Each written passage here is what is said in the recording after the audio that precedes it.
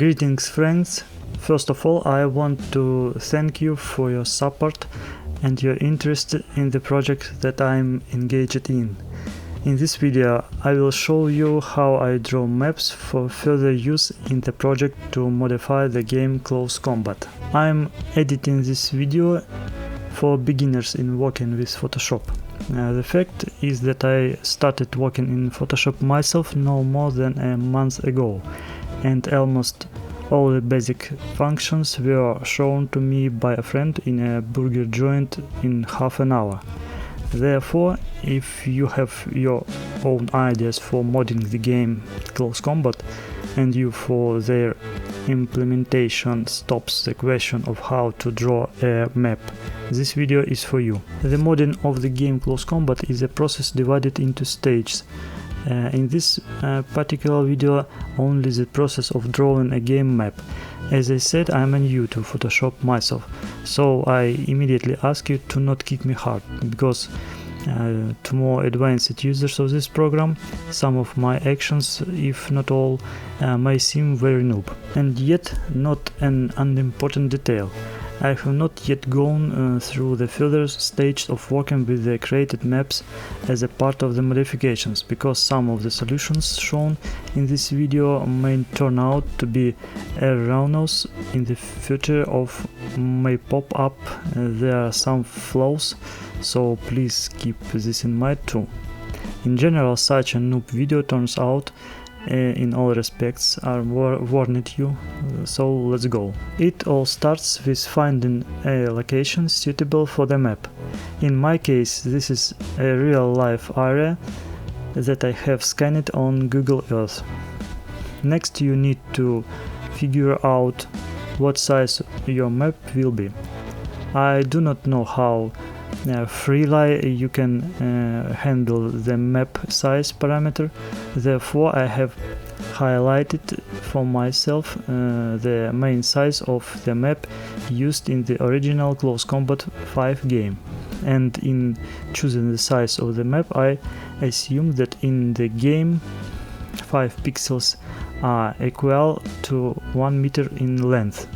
Based on this, I came to the conclusion that for this particular map I need a piece of terrain with the largest number of points vertically and horizontally of the basic standard size of maps.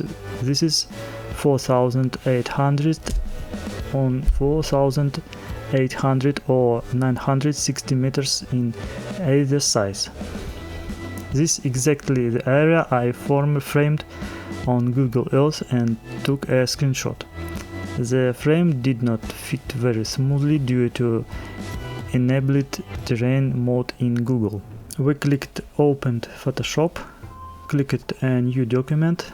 In the window on the left I select Custom. In the panel on the right I set the size of the project to be created. I set Transparency. Great. Now I'm dragging the screenshot file to Photoshop. Here he appeared very small. We fearlessly stretch the screenshot by the corners so that the screenshot occupies the entire project area. I have bindings to the edges of the workspace automatically enabled, because my screenshot stretches very clearly in the corners of the project.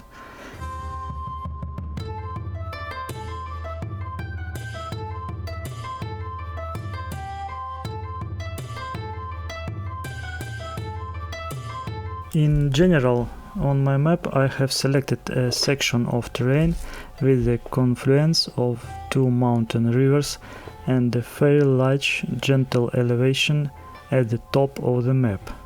There is also a key road and a bridge on the left side, such a strategically important piece of terrain.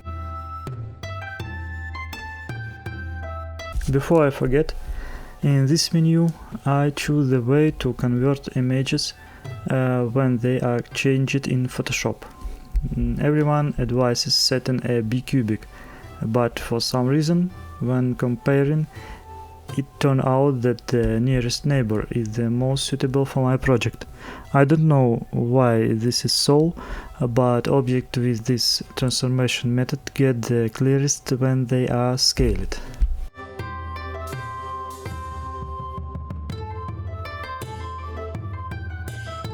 Now, actually, I'm starting to draw a map. I will arrange the layers of different types of ground, taking into account the sequence in which these types of ground are located in real life, logically. Water, as a result, will be located in the lowest layer. It's logical that grass, fields and all sorts of small objects will be on the upper layers. But in advance, it is necessary to create blanks of various areas of the area. I created most of my own based on the original Close Combat game. You can take them in the corresponding section of the Discord channel or on my website. And despite the fact that the water will be the bottom layer, first of all, I will add a layer of cobblestones that make up the bottom of the river, in order of the understand where the river beds will pass. My rivers run through these places.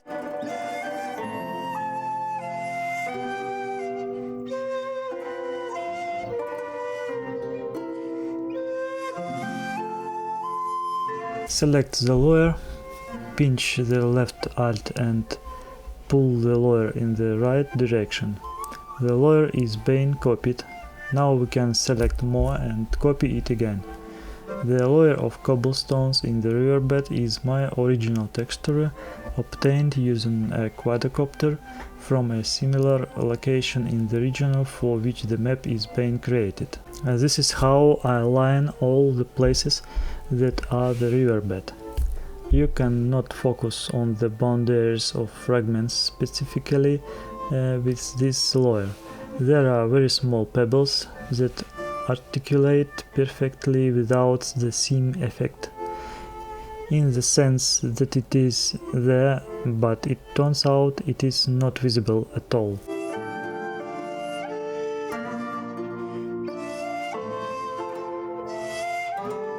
So, but in this place I need the mouth of the Doguap River to fall on a section of the map. Due to the specific of this scenario, I can afford this kind of relief changes. Well, it's just that my plot unfolds almost 2000 years before the appearance of this picture, because we can say that the river used to run a little differently here. I will move a riverbed a little higher. And there will be the mouth of the river here now. Now everything is fine. And now I continue laying out the riverbed of the Pshada river.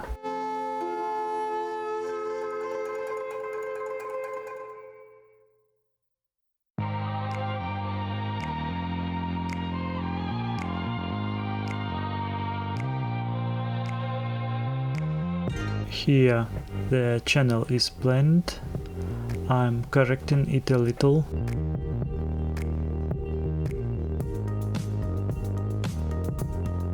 And now select all the layers in the panel on the right and combine all the individual layers into a single layer. I put the lock on the resulting layer so that it would not be accidentally damaged in the future.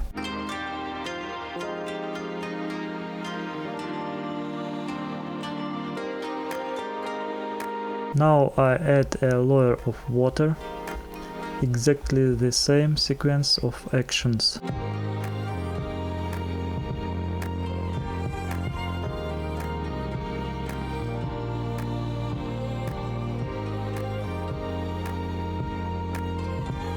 And I select everything and combine it. I am looking to see if there are any seams.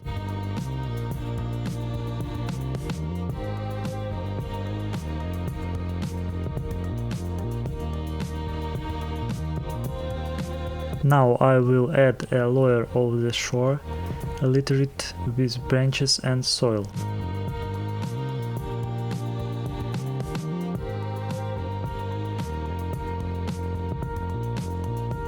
So combine via merge and lock-in. In order to have an understanding of what the area looks like, I took a couple of photos of it. The second picture shows better how the shore looks littered with dry branches. Of course there are fragments of green bushes here, but in general it is such a dark brown mess.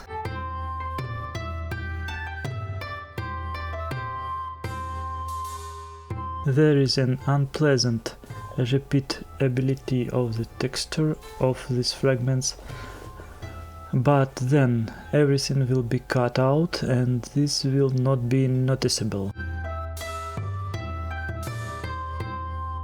And this is a layer of packed earth. It will be present wherever the area is uninhabited. In order not to add this layer later, I add it to the entire area of the map at once.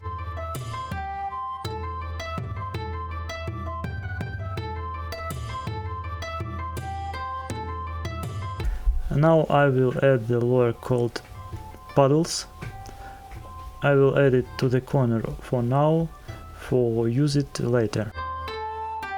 The fact is that puddles in the created area are an integral part of all roads and are a very serious obstacle in some places.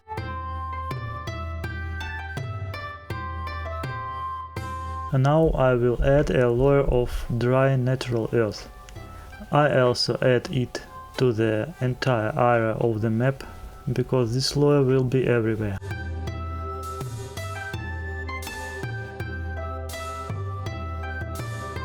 The next layer is the one that we see the most when playing close combat. This is our favorite grass from the fields of Normandy. Yes, you can say that this is a different region, the color of the grass should be different, but damn, I like this kind of grass.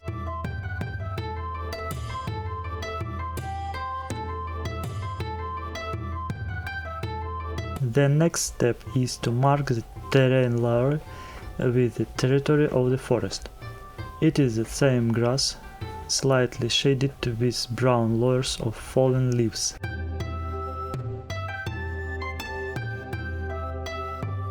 I won't have a forest in this place.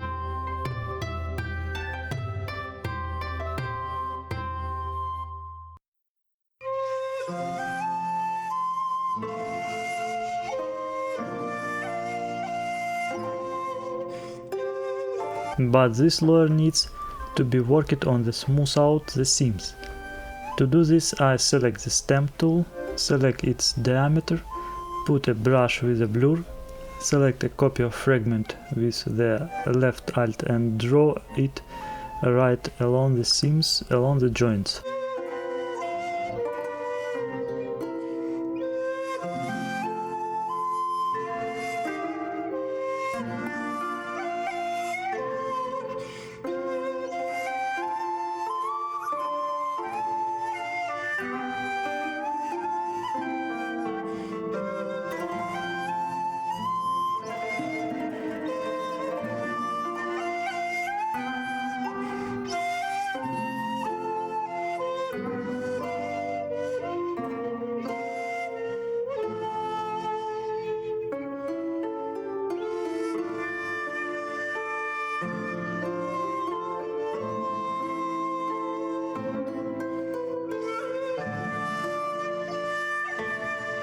Now the layer of forest grass doesn't look so mosaic.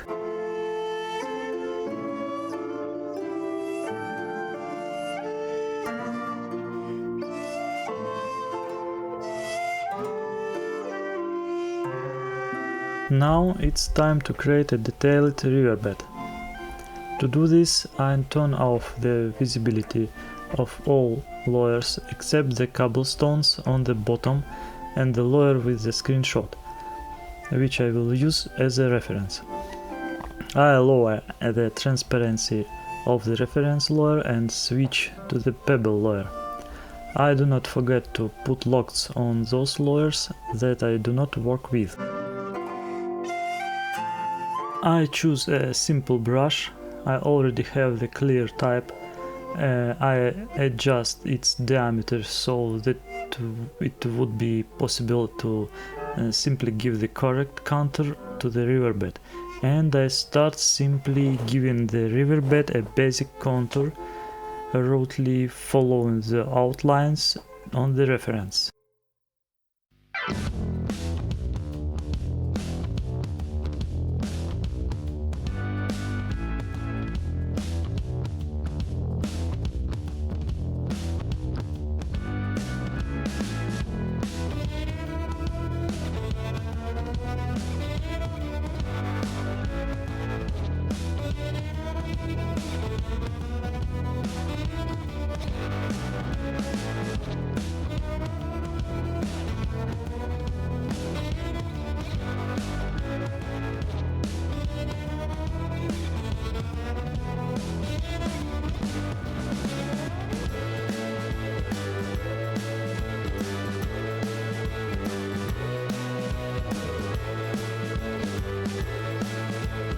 Here it is necessary to improvise a little. I will roughly copy the modern riverbed from the reference.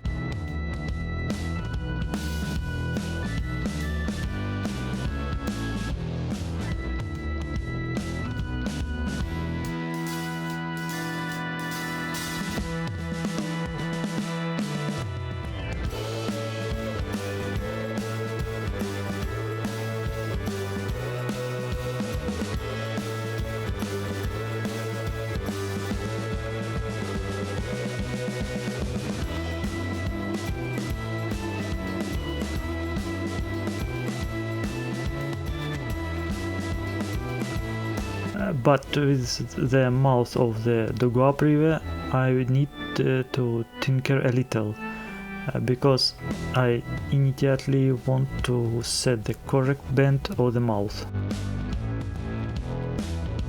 I check with Google Earth to give a more natural shape to the mouth.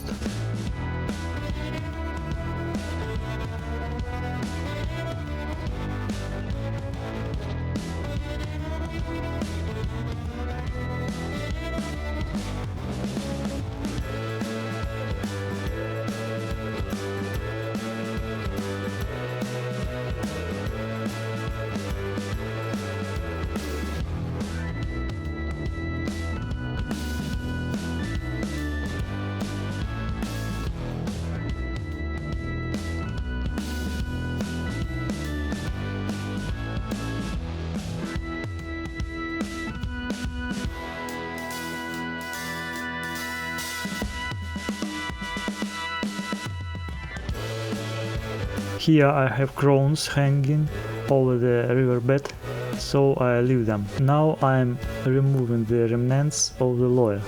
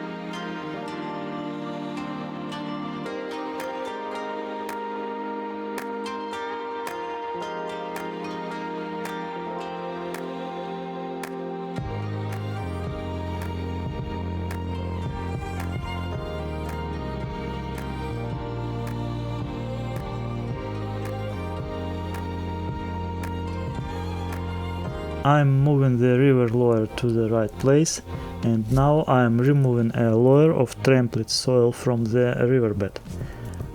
You don't have to try too hard, because anyway a layer of dry land will dock near the shore, and if I need a trampled area later, I will take it from anywhere on the map.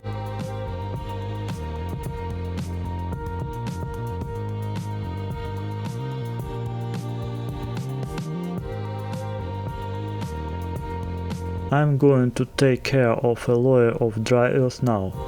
This layer must also be removed from the riverbed, but carefully, so that it would slightly enter the riverbed layer.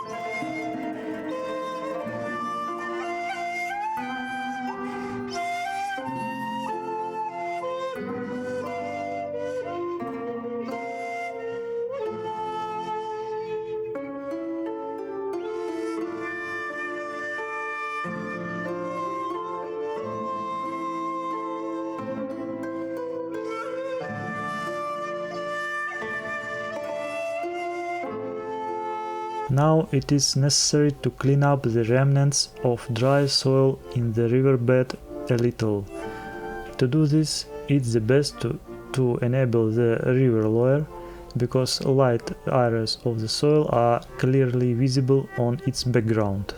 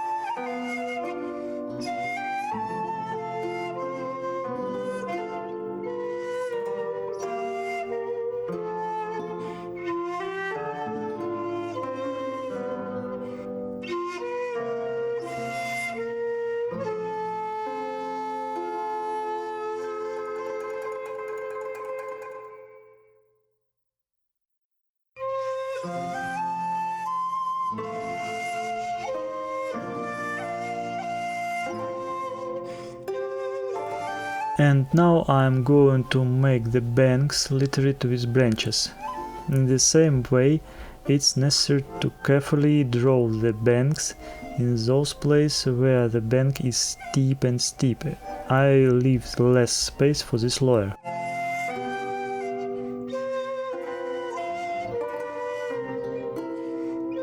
Steep places for naturalness will be in places of a sharp tone of the riverbed, as in the reference in the screenshot.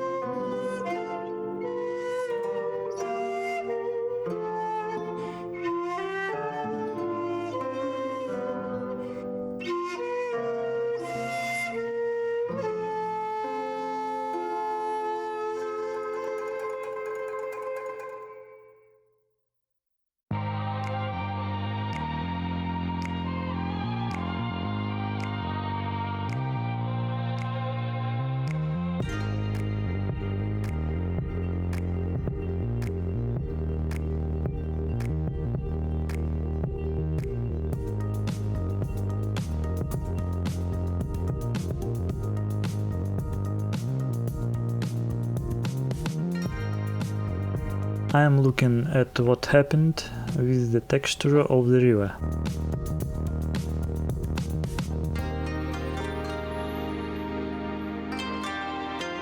Yeah, and then I forgot to delete a piece.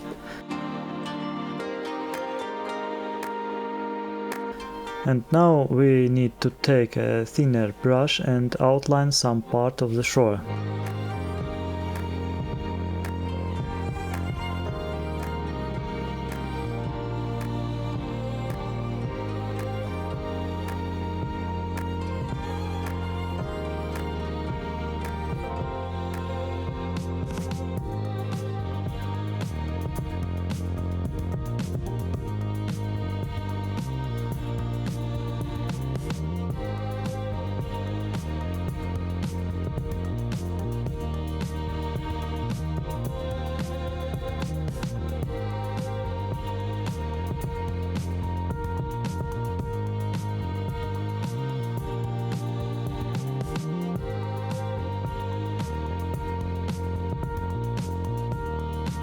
So, but in this area it is necessary to fix the riverbank. Otherwise it is a flat line. Somehow it does not work out well at all.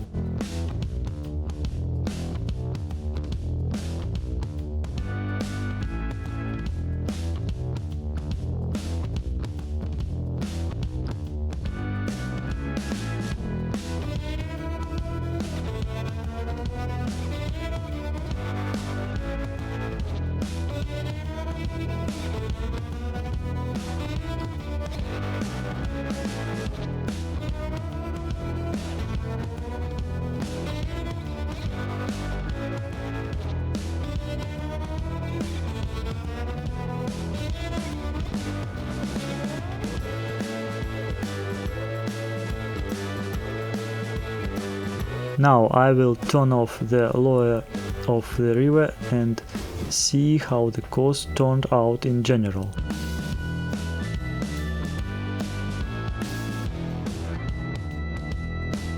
Now I am starting to form the river itself. This process will be performed using a simple brush in clear mode, and I will draw on a layer of pebbles. It turns out that I wipe a layer of pebbles to a layer of water. The rivers in the mountains are very windy, with a lot of nooks, backwaters, areas of shallow water and other things. Therefore I will be compared more often with the reference.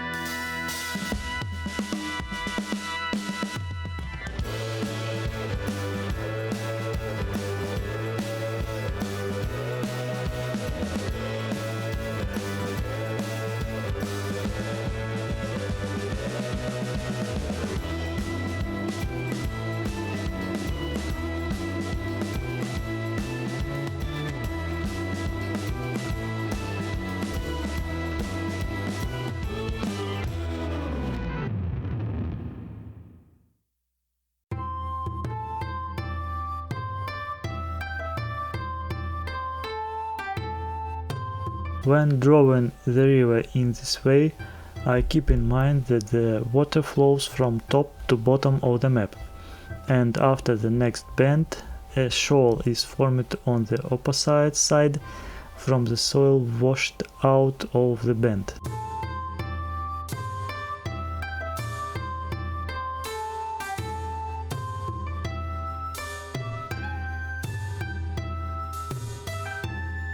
I'm looking at what happened.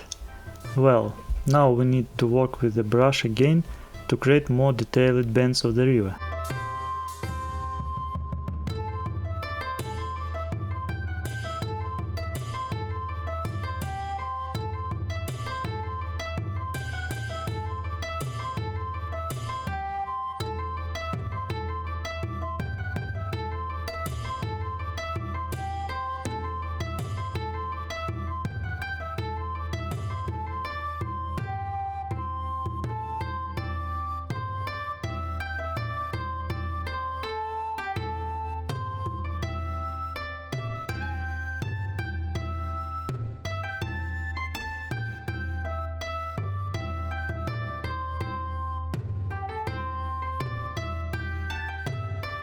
Now we need to work on the backwaters.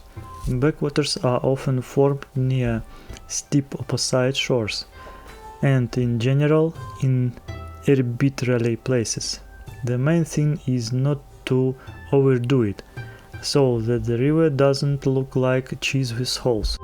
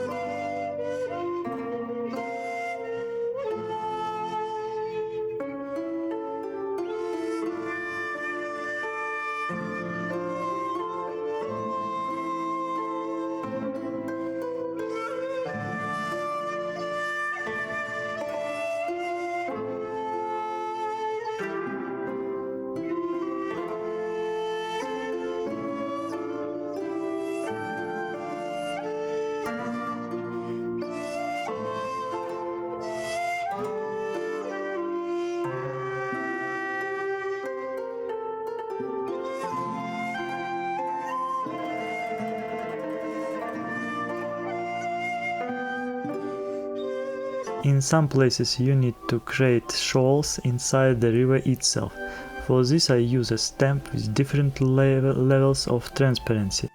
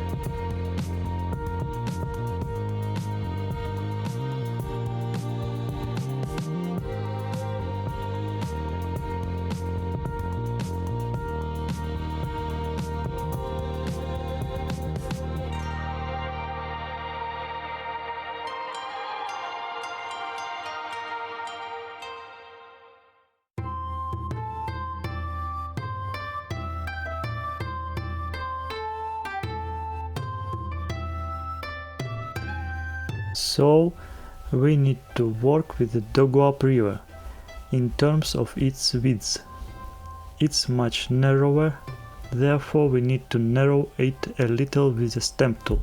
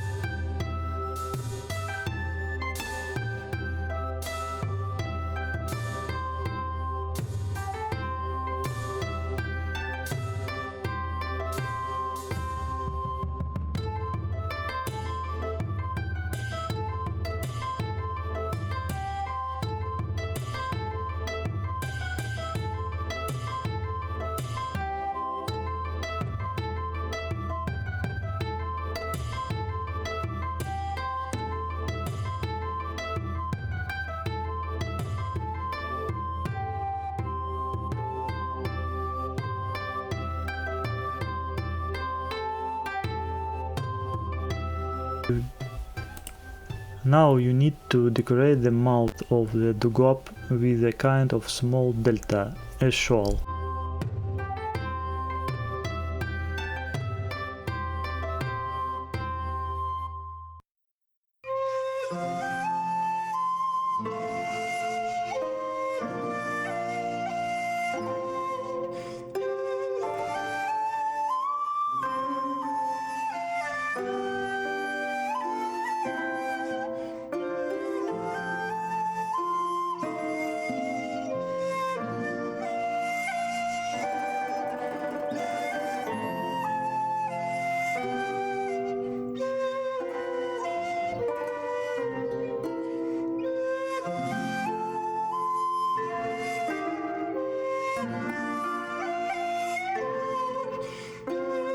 Now I'm going to work on the shallows in the water a little more.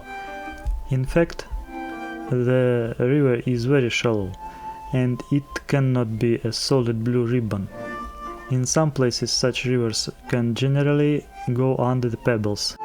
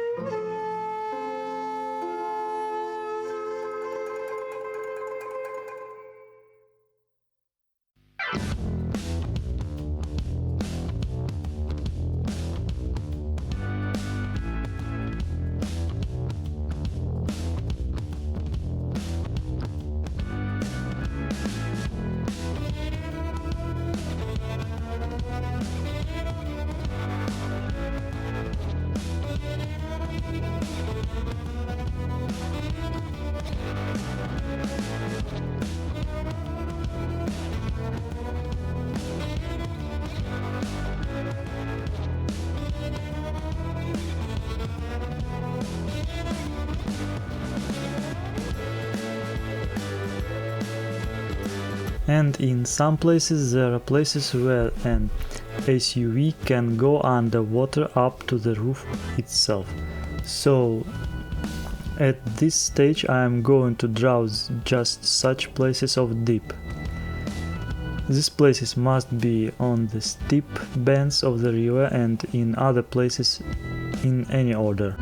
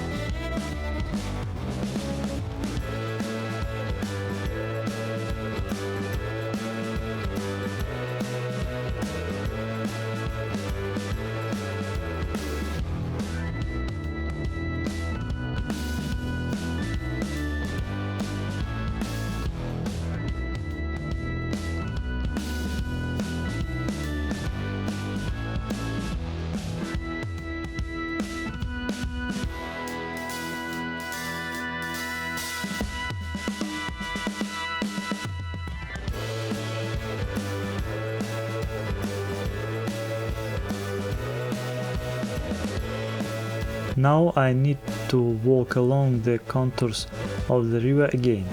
It turned out to be very wide.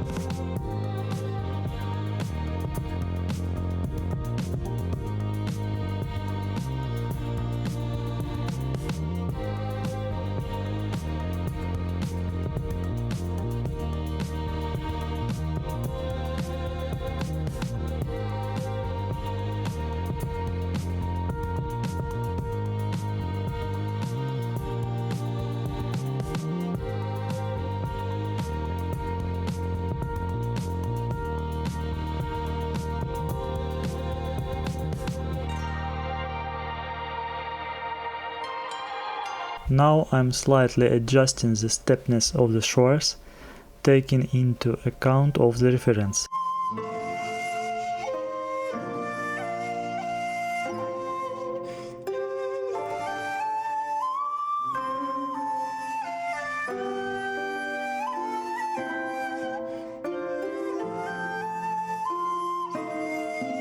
In the riverbed some shallows were heavily covered with the soil, so that the river pebbles are covered with earth. Here I will now apply it to the riverbed in the widest place of the shoals. Yes, logically it would be possible to leave these areas at the moment of removing the soil layer from the riverbed, but then I had not yet formed the shape of the water layer.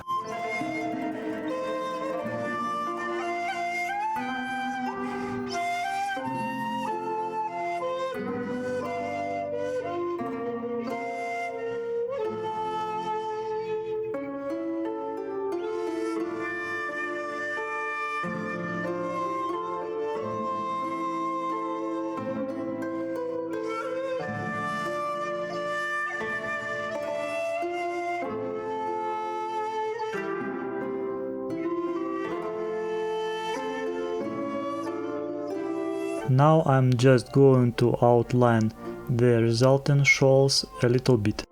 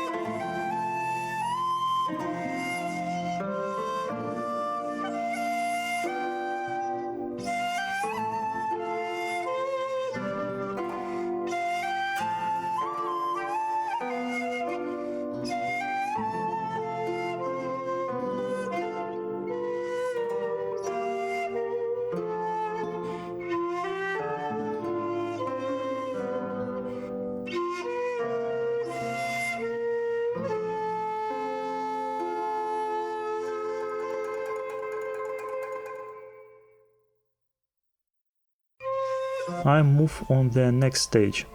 I draw the riverbed over a layer of green grass.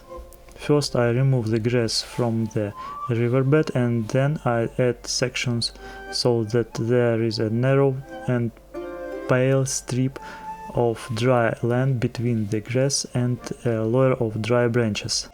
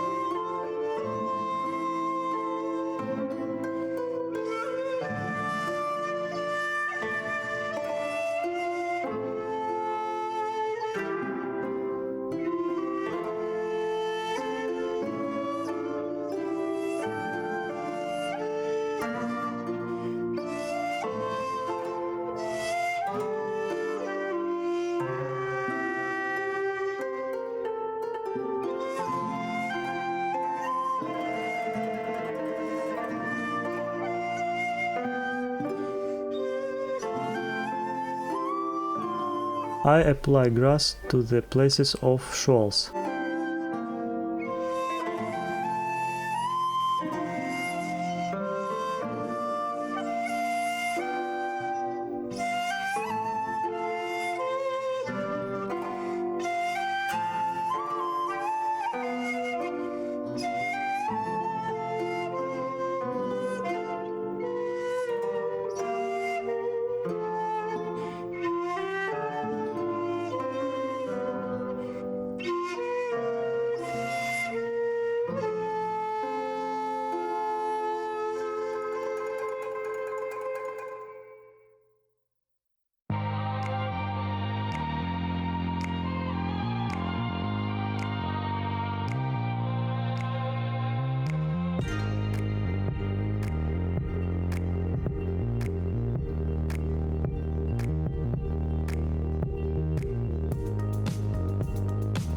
Just in case, I draw a section of dry branches with a clear brush.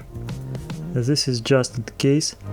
It just seems to me that I could climb with a brush with grass on a layer of garbage.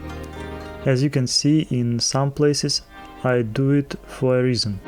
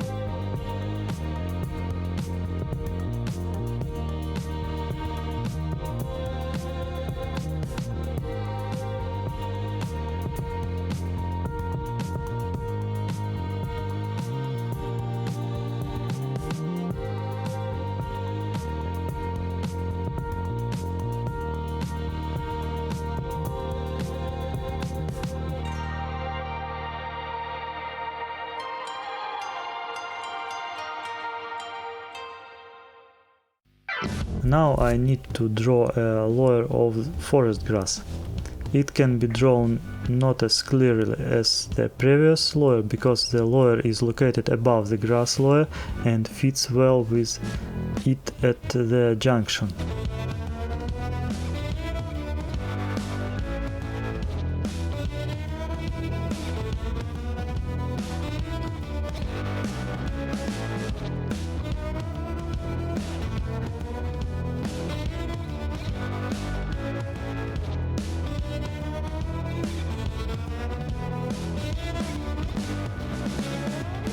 I decided to completely remove the section of forest in the bend of the confluence of the rivers.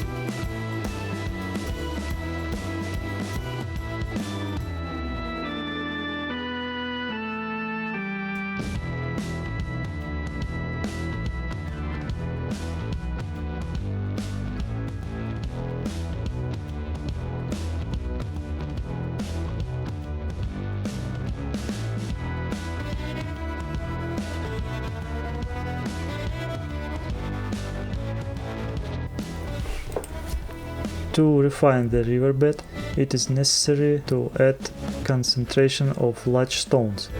I take them from my selection of such stones, which like the texture of river pebbles I got but by photographing stones in a mountain river.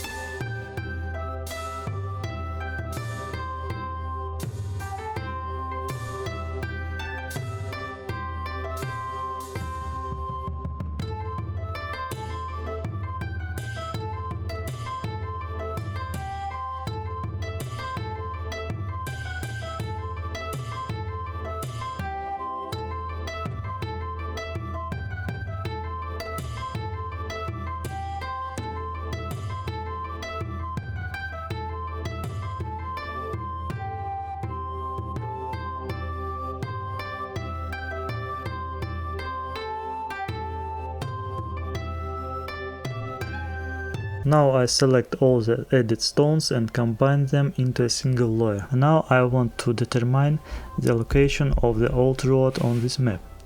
To do this on purpose, so that the map would somehow be closer to the realities of the past. The oldest detailed map this area is available at the end of 19th century. Roads there pass through the places where they passed 1,000 years ago. Therefore, it's quite possible to rely on the material of such a map. It turns out that a section of the ancient road is still available in a modern photograph. I'm just using it.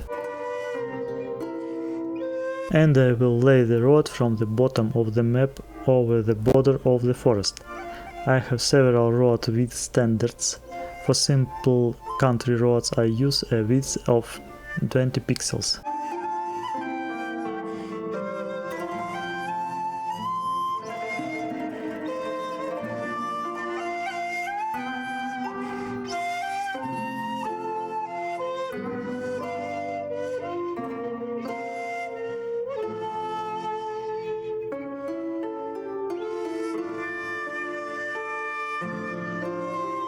Now I need to draw another layer of forest grass.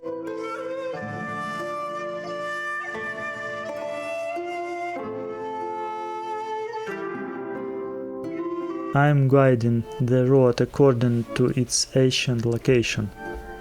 In general, this section will be a highway for me. Therefore, I will expand it and make appropriate addition later.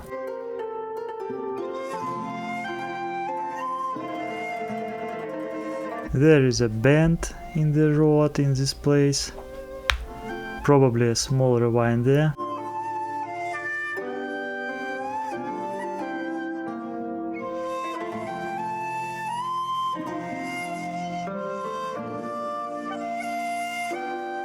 Now it is necessary to carry out additional branches of road. Well, I am not going to repeat exactly all the roads that are on the old one on the old map. I think one is enough, the widest one. I will lead the way through the forest going to the upper right corner of the map.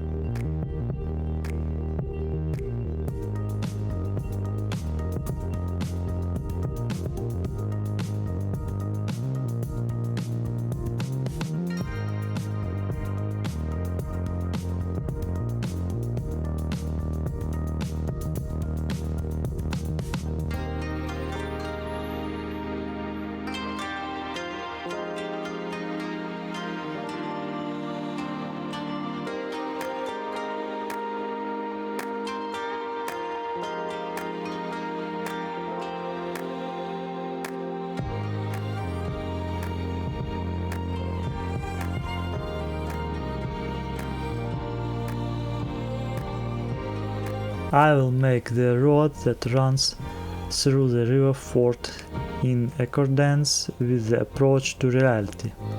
And the realities are such that moving along such fords, it is not always clear where and how to go. That's the moment I'm implementing here.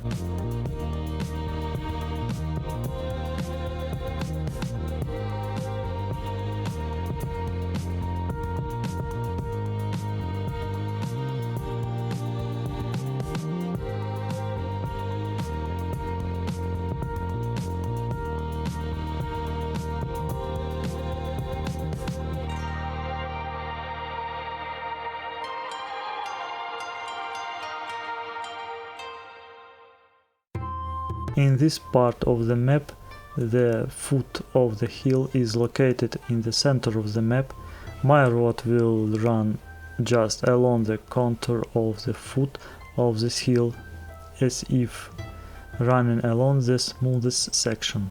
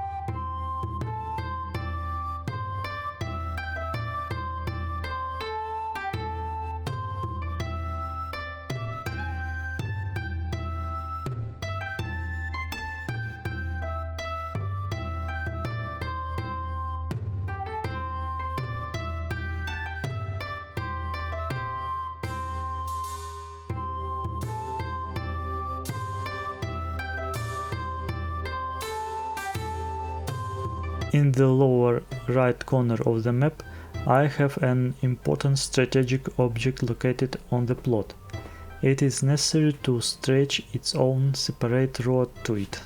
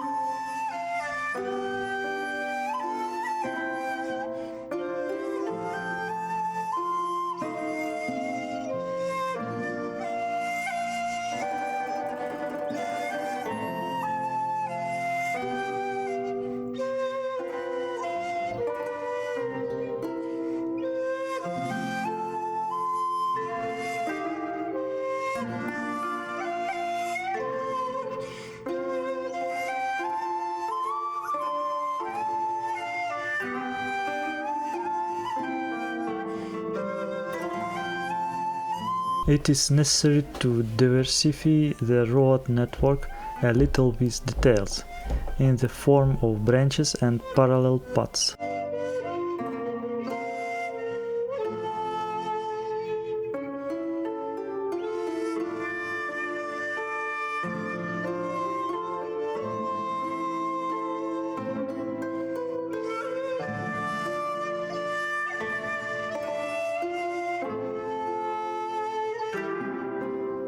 Some areas of forest grass come into the road, it needs to be fixed.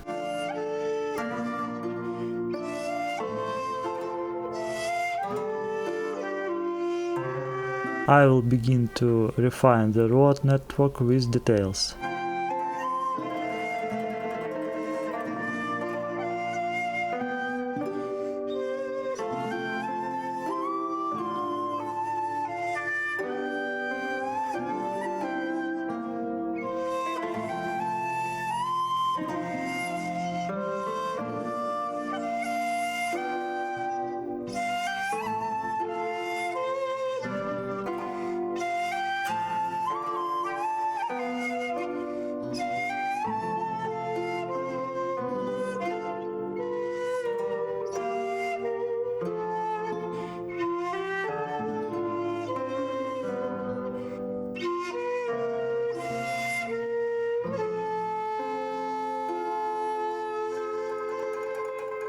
On many sections of the road there are puddles mentioned earlier, so to add them it is necessary to add detours and road extensions, although it does not always help.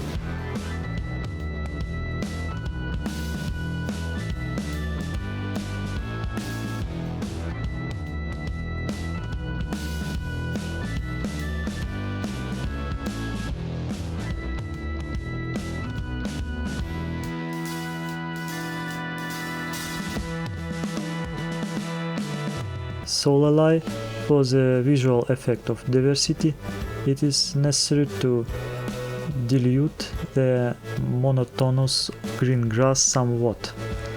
To do this, I have prepared an appropriate areas of various field grass.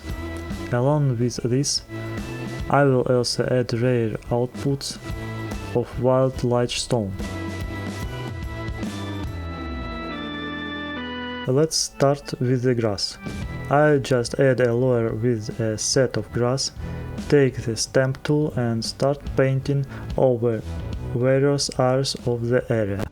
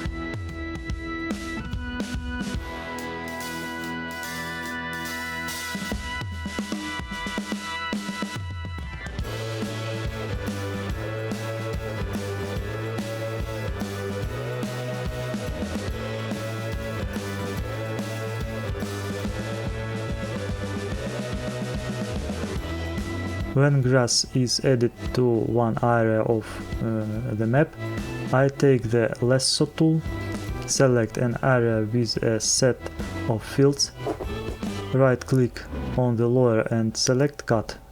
Now there is a new layer with a set of fields that can be dragged to another place, and continue adding grass. I do this with all the sites on the map.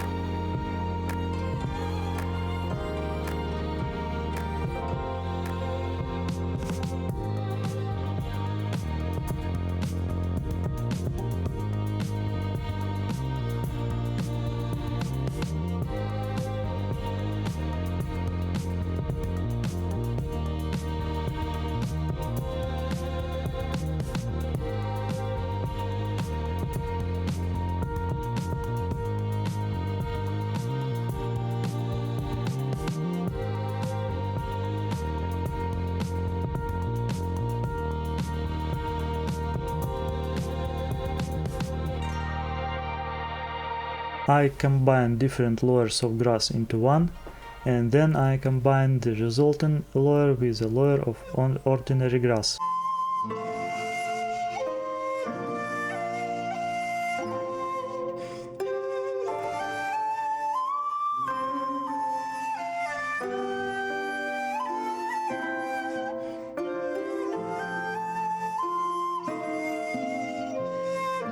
I'm adding some details to the shallows.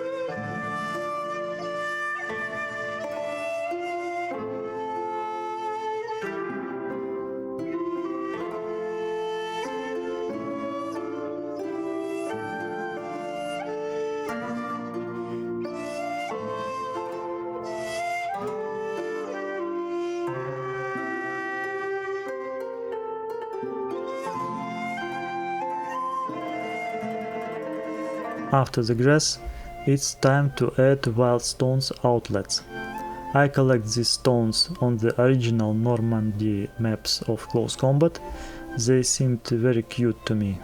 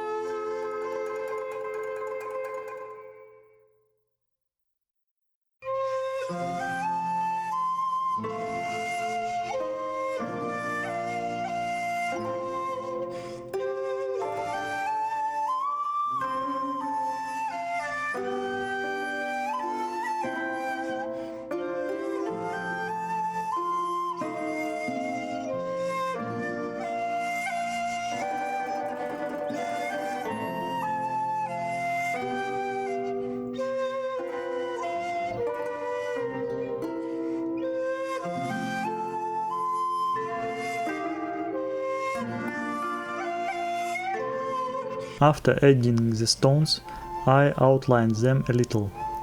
This must be done because in this way clusters of stone will not appear as foreign spots, but a feeling of their natural presence will be created.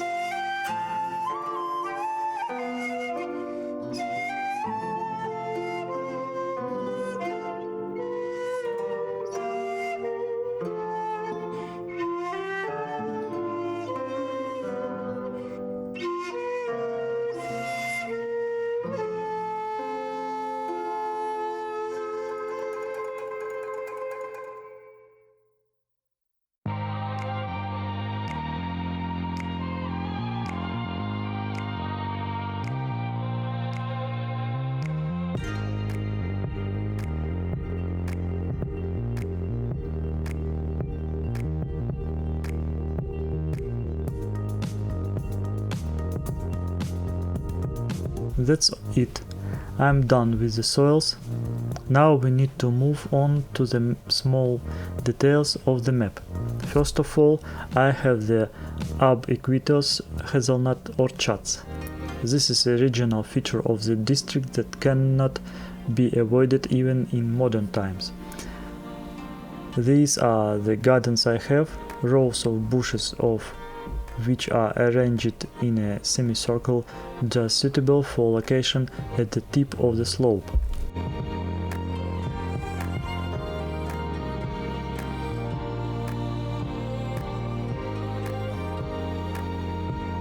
One garden pattern is definitely not enough for me, so I will multiply it a little. I will turn it around a little, and now I need to connect them. To do this, I will carry out such proprietary manipulations.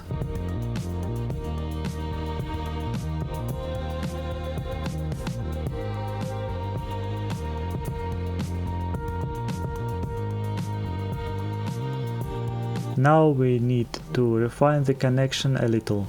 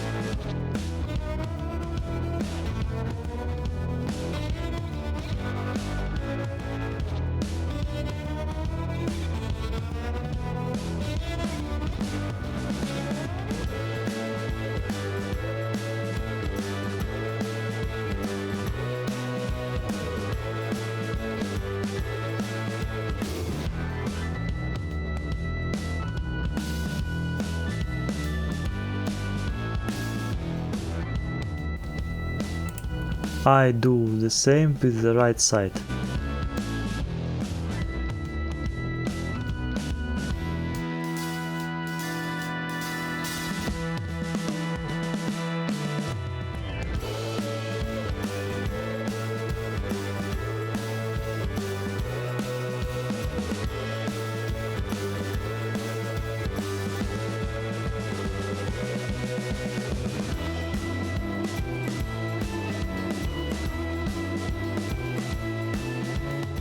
Combining three objects into one layer.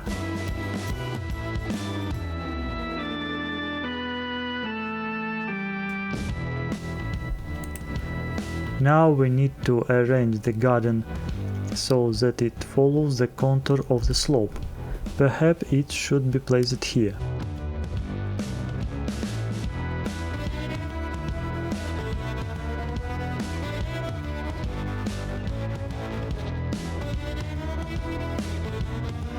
After all, we need to refine the shadows on these bushes.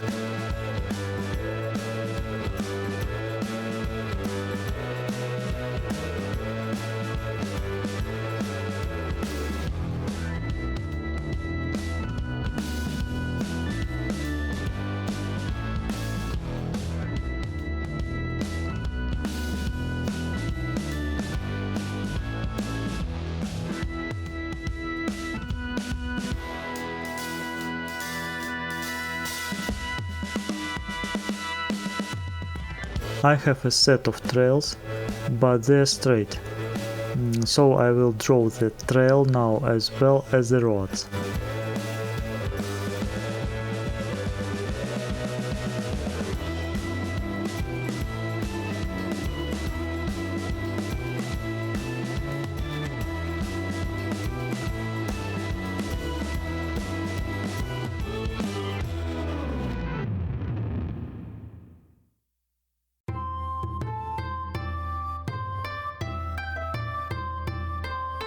Now I will add such an area where the household inventory of the garden owner will be located.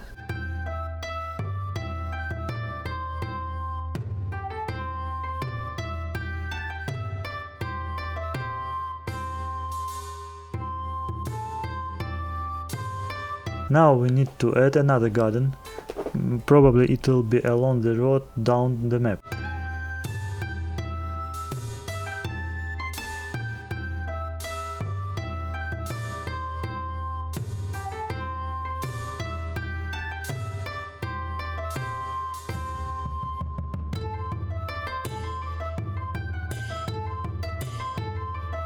I thin out the resulting garden a little.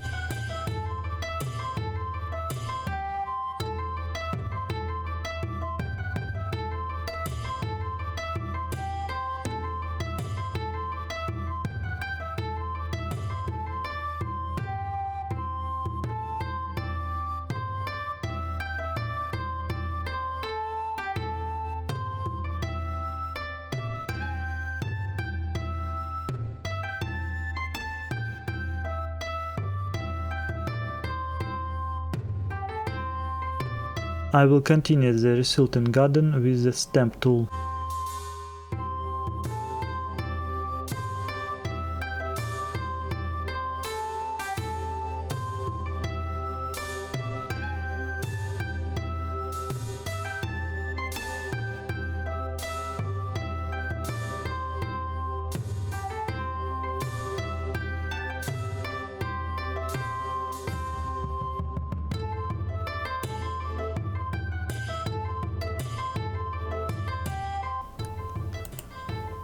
I'm making trails among the rows.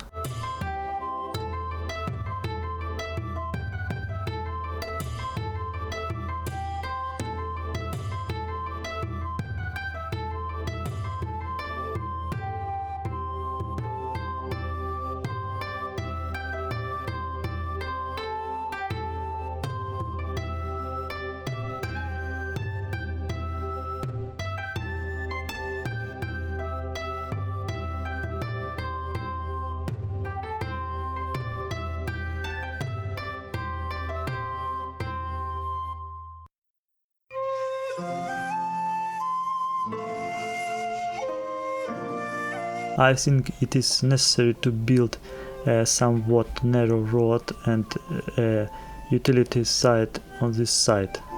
Anyway, the owner of the far garden would have taken a shorter road, and there should be a road here.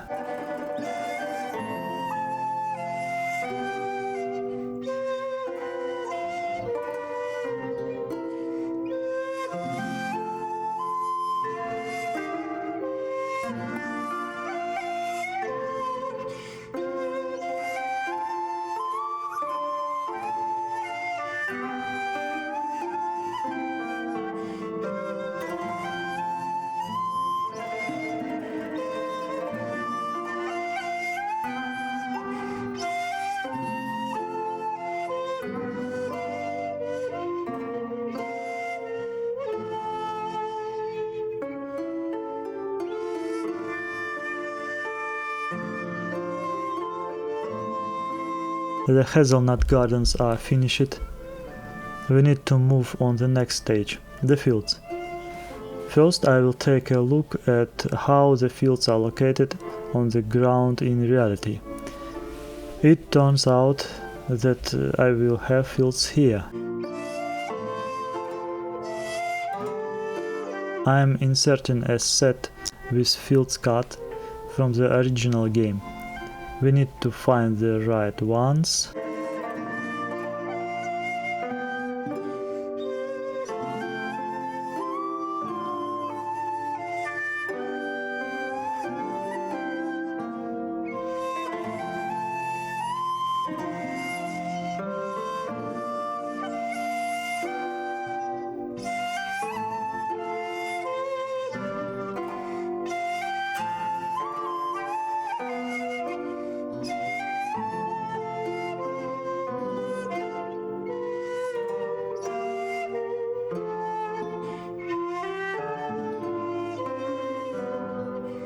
I will start adding the field.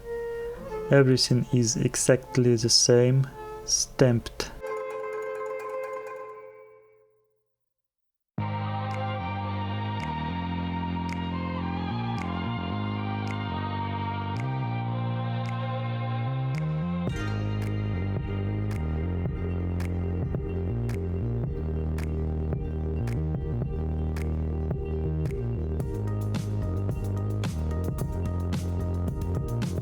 Now I take the lasso, cut out the resulting field and move on to draw the next one.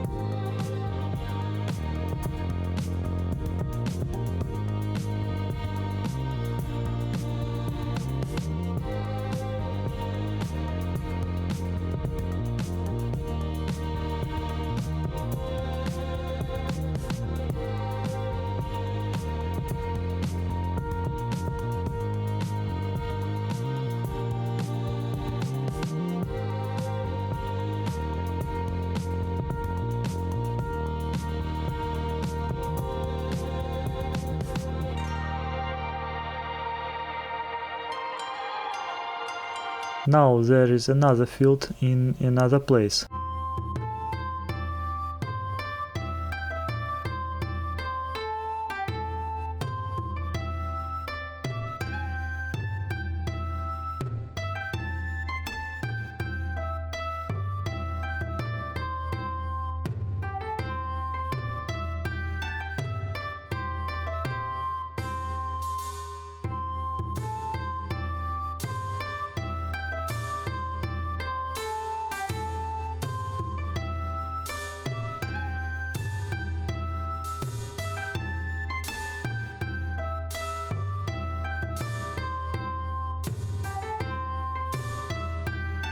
But in this corner I want to place several small individual fields.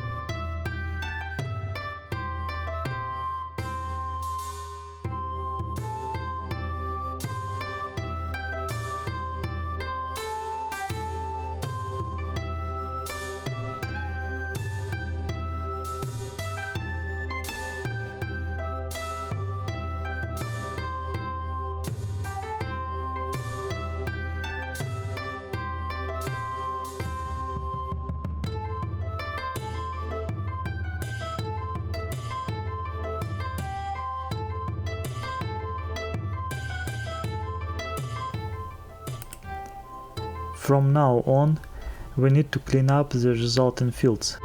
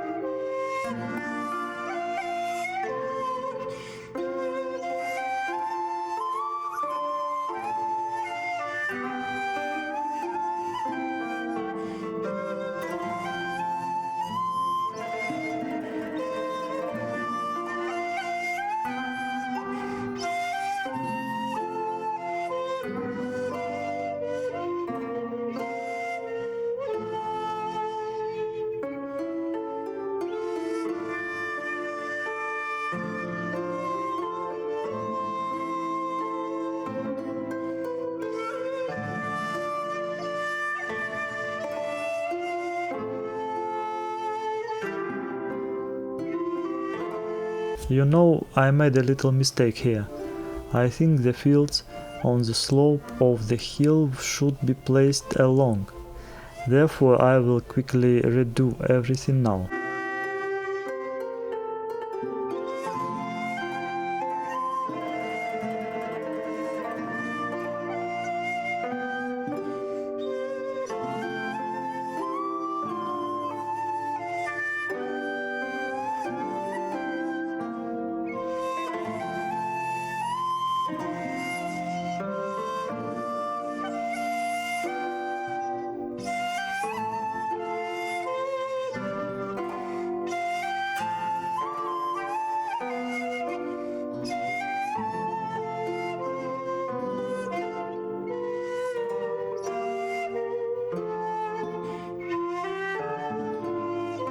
Here I have positioned the blanks in the correct position on the ground, and you can draw with a stamp.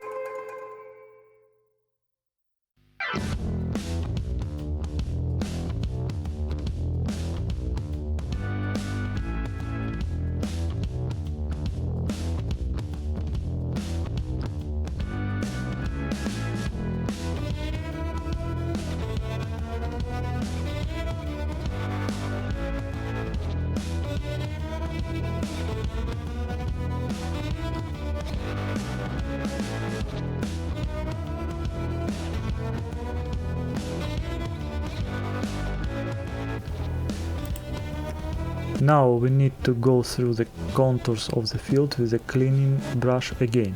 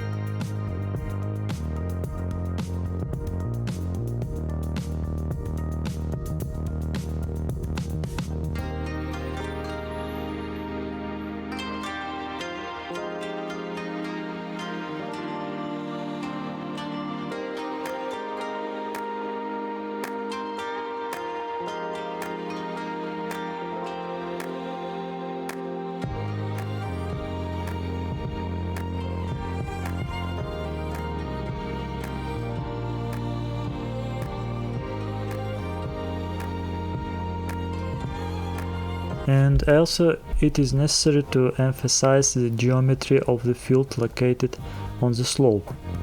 I will do this using the transformation tool. So, moving the points of the geometry, I create a kind of plane rotation to the furrow lines of the field.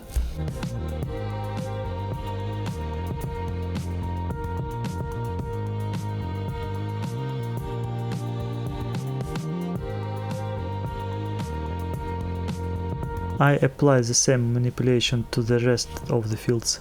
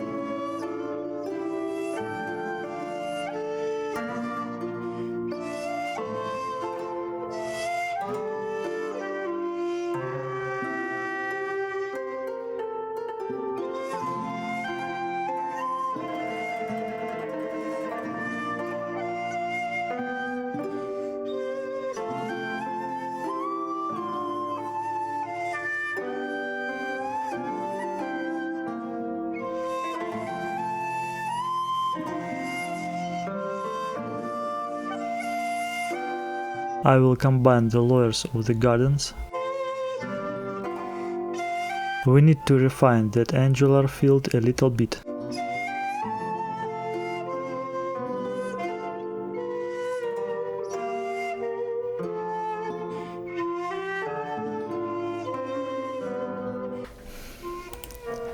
And now we need to arrange this bend of the road, which is on the old map.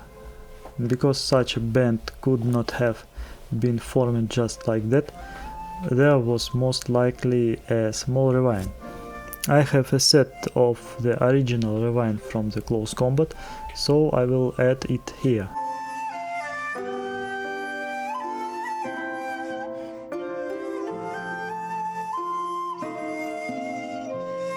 To correct its shape, I will select certain pieces, make them a separate layer and put them in the right place.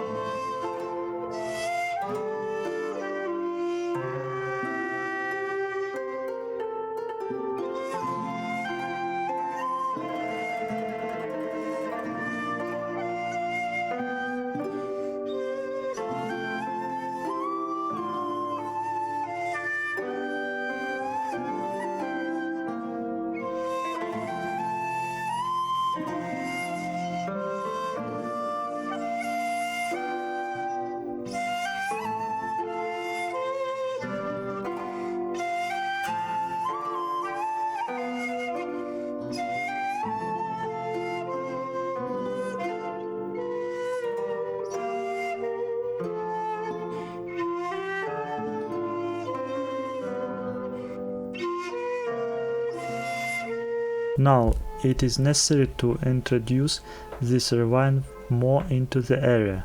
To do this, I take a brush, set the clean mode with transparency of 44% and walk it all over the ravine.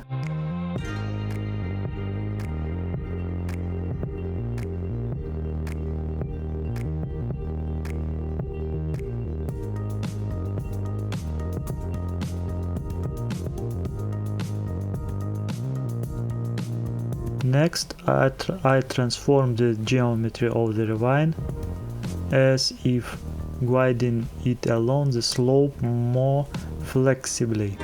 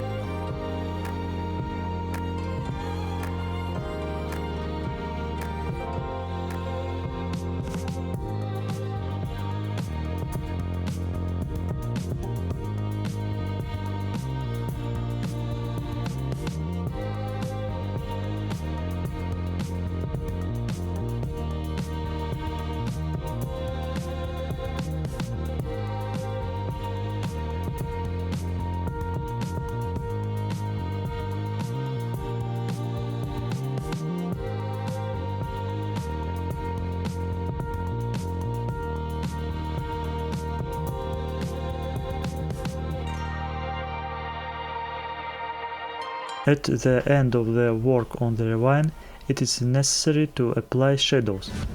I am doing it with this tool.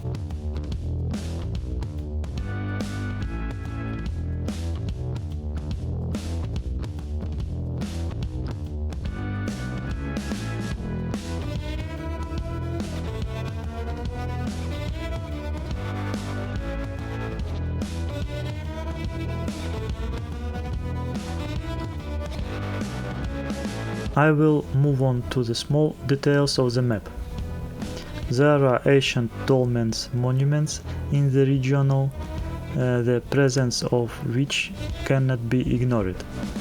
Several of them are located just on the slope of this hill. That is what they look like. In order to position them as close to reality as possible, I will overlay an image with their position, fixing on the characteristic bend of the road. This is my set of dolmens.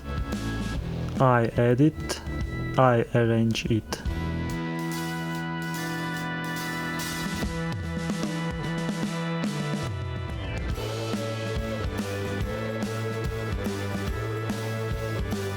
Now we need to turn them a little to the sides.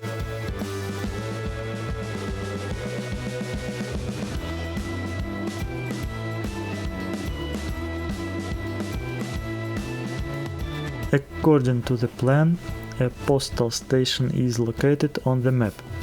That's what I'm going to add now. Here I need a coal warehouse, therefore I will add an appropriate object, a coal pile, and a chart with the coal.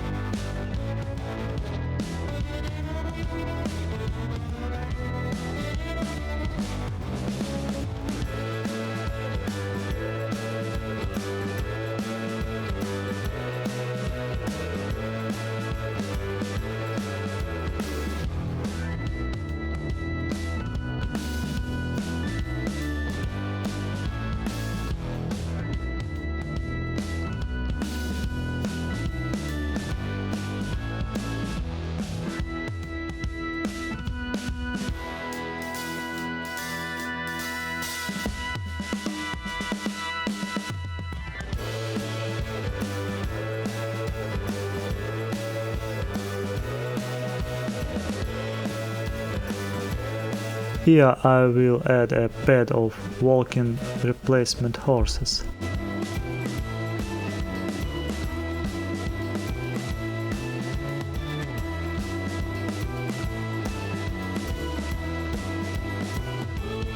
Now we need to put up a wooden fence, a rather tedious moment because each section must be customized individually, and on turn it is necessary to put turning sections.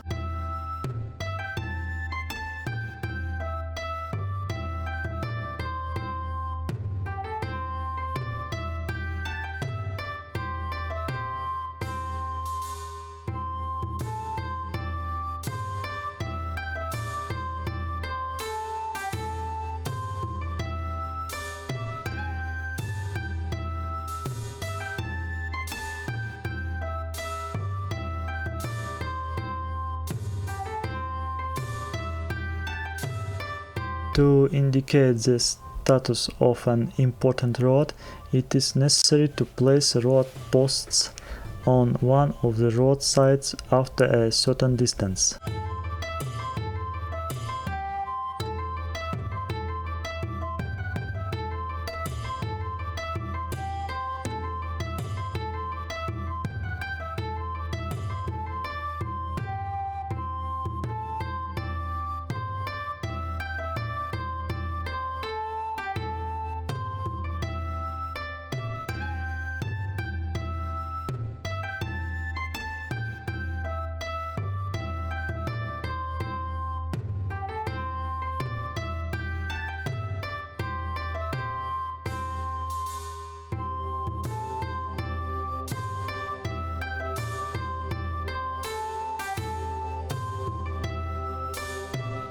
Since this is a road of special importance, it is also necessary to place a stone bridge here.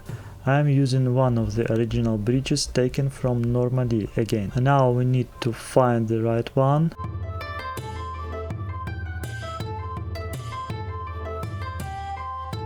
I will stop there. I will multiply it and connect it.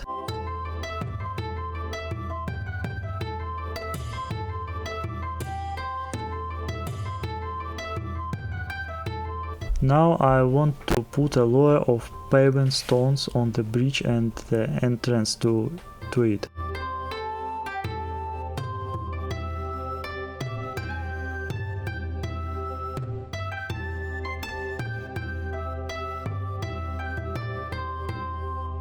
I'm covering the bridge with the paving stones.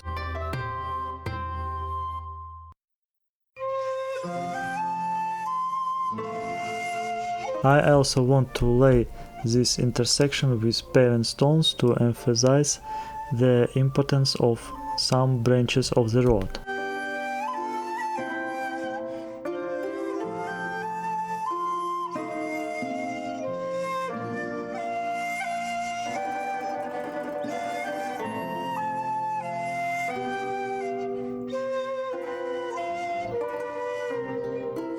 So, now we need to take care of the bridge itself.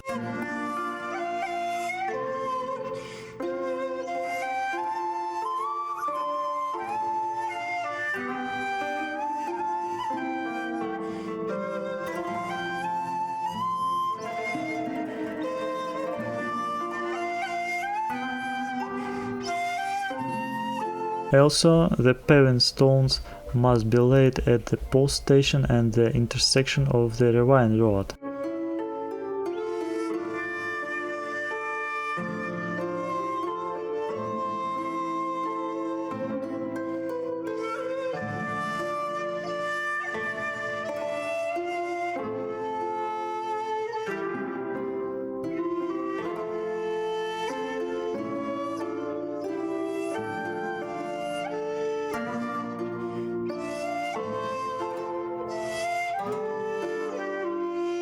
And here I will place the car and the fragment with the paving stone laying process.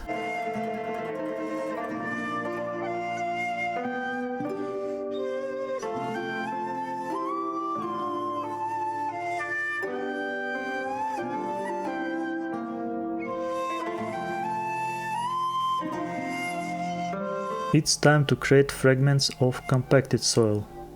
As you remember, I have a layer of grass here, a layer of plain soil and compacted. I have already wiped the grass layer to the layer of dry soil, and now I will wipe the dry soil to a layer of compacted soil.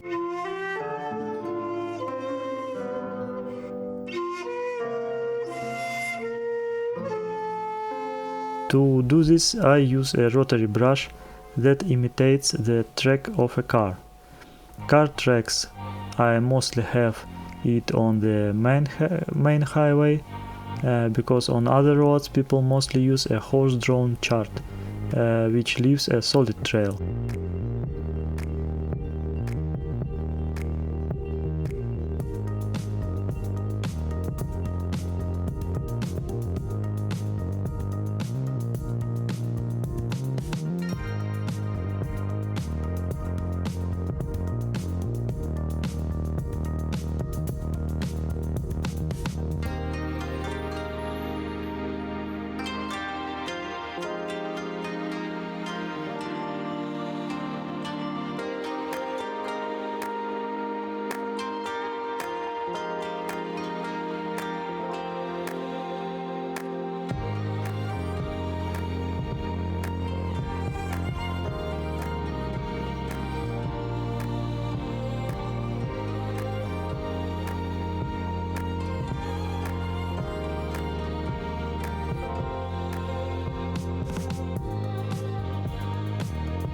The central road turned out to be very narrow, so I widened it with a wider brush.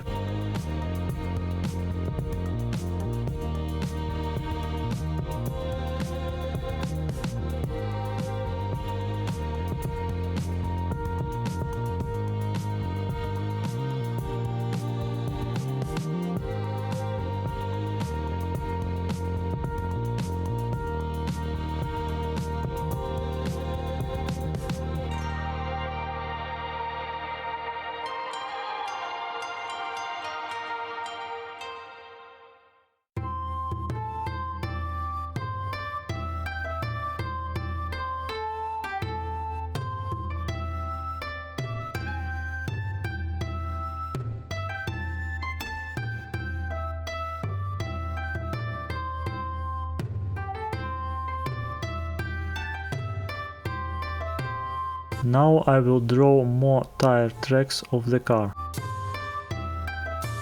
And I draw these roads with a solid brush.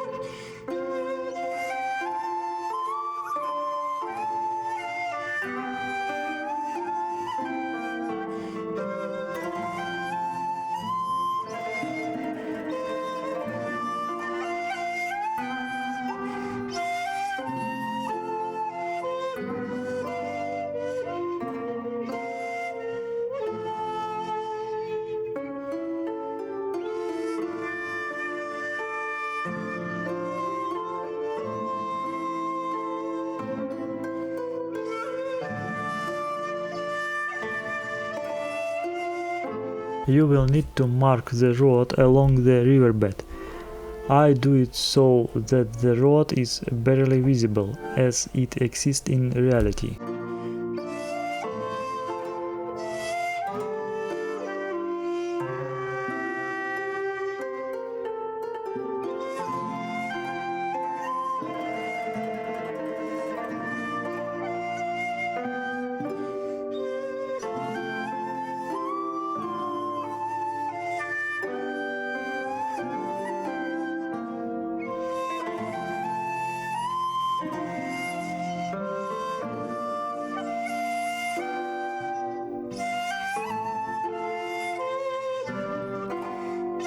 I will make a dried soil around the dolmens. It's clear that tourism was not developed at the time in the question, but such ruins are often used by wild animals and travelers as halting places. And if there are domestic herds of animals on free grazing, such places will certainly be used them for the recreation. Well, also there is a postal station nearby. Sometimes travelers will want to look at the ancient buildings. In general, trails and dry soil are neat for them.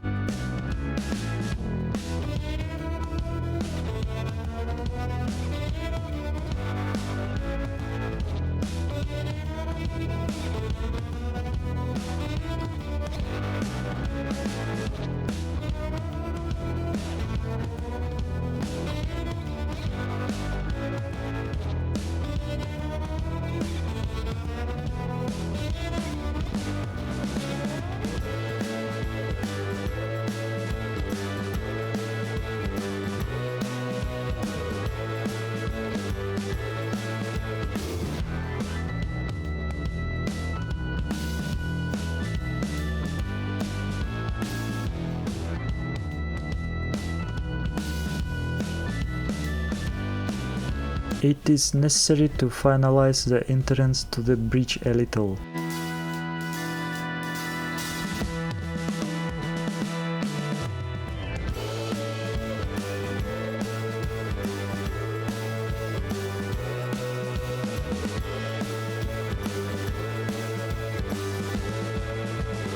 I continue to refine the trampled ground, and in some places I finish the necessary sections of roads and trails.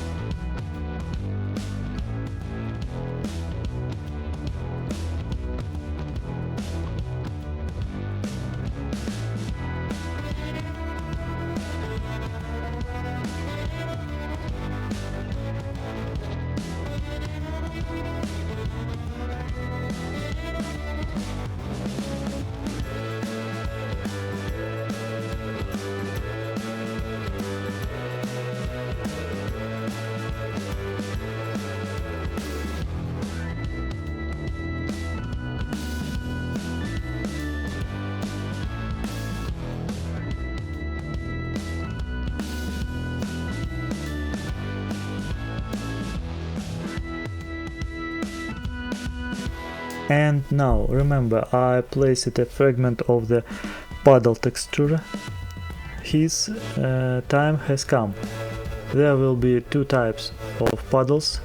First, I will just paint them with a brush over the top of the dry soil layer.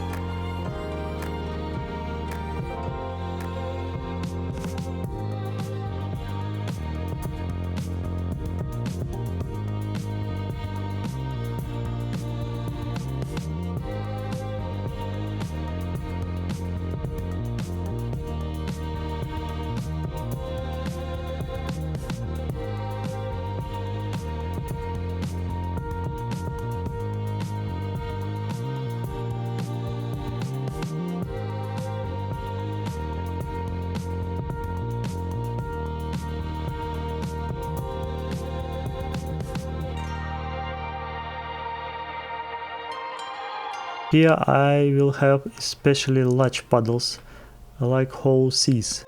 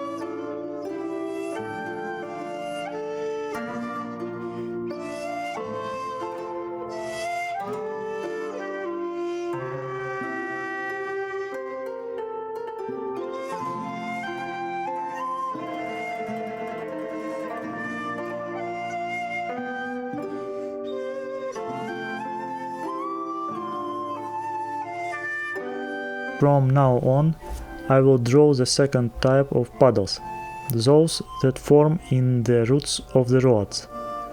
To do this, you need to create a layer between dry and packed soil, and then I draw with a brush with the same color the places of the track of rod with puddles.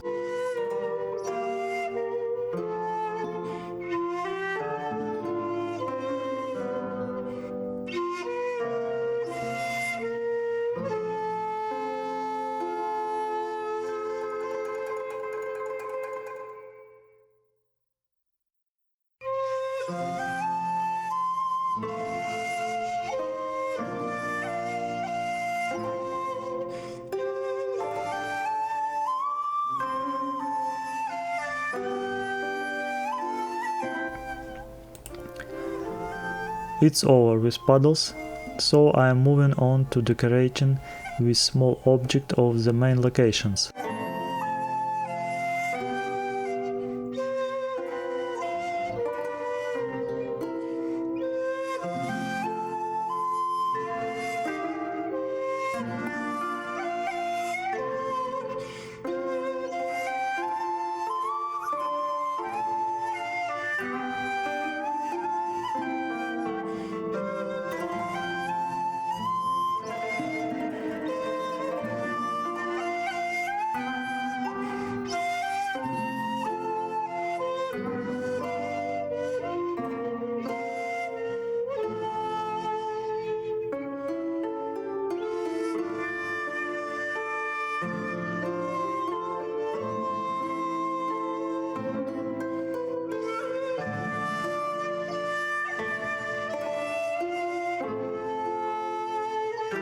I thought so.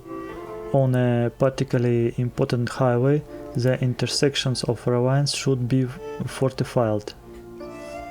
In my case, in this place I will place a paving stone with a conduit channel under the road.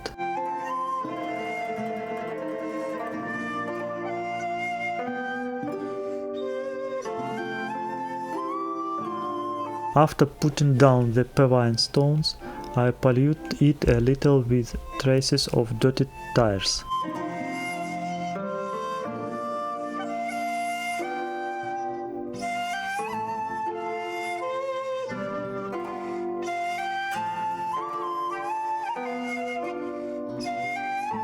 Since I have been working on the ravine, I need to refine it with a layer of river stones.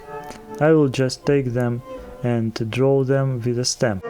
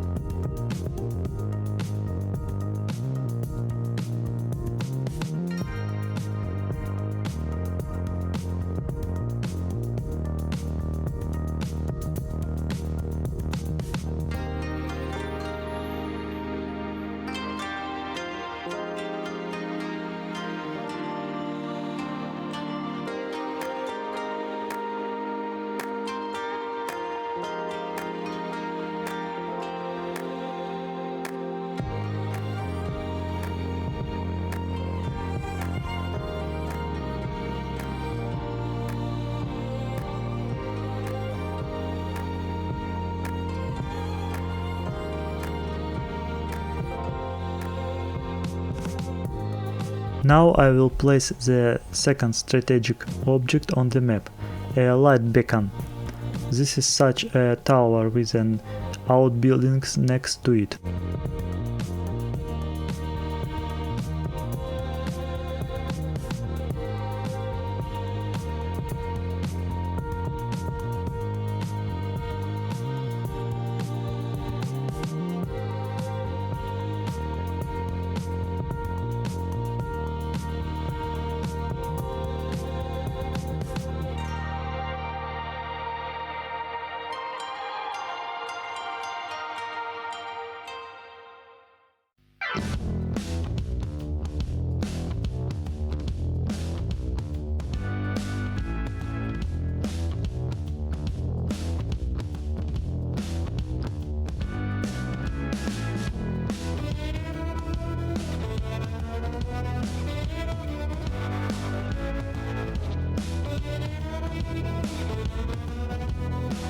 For the entourage, I will place an official car near the lighthouse, a passenger van and some small objects, boxes, barrels.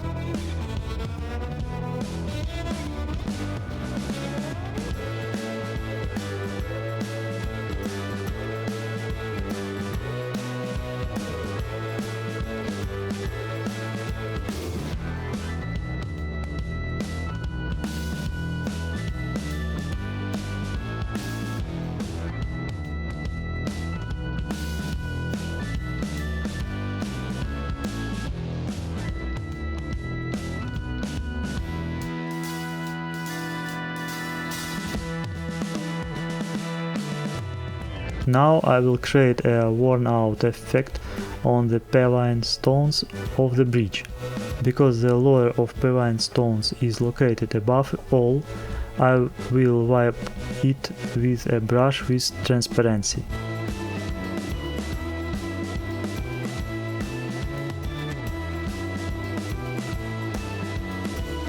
There is a small problem that needs to be solved. In general, first I will draw a layer of the original bridge and then a layer of paving stones. As a result, the track turned out to be even more diverse.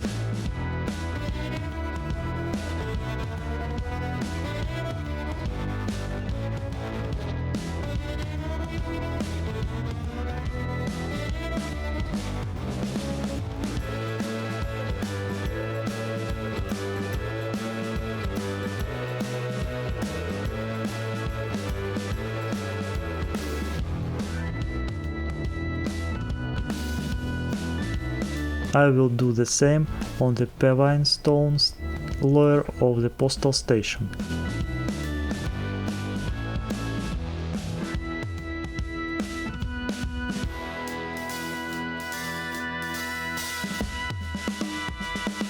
At this point I will add a unique object location, the fallen plane.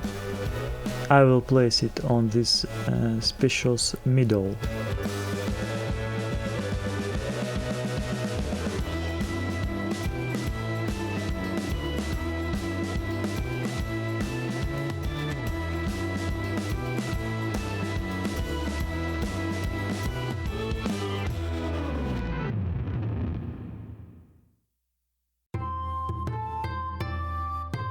I'm slightly modifying the picture of the plane.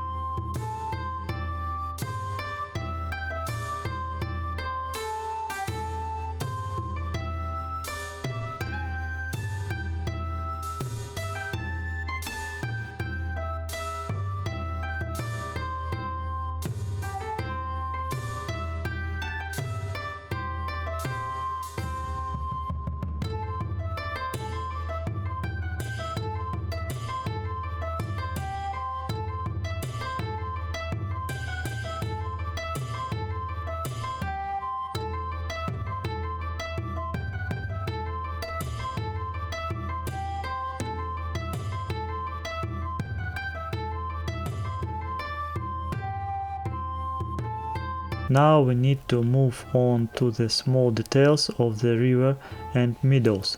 First of all, these are river piles, from piles of branches and tree trunks and single dried trees brought by the river or simply fallen. First I will add piles of wood rubble.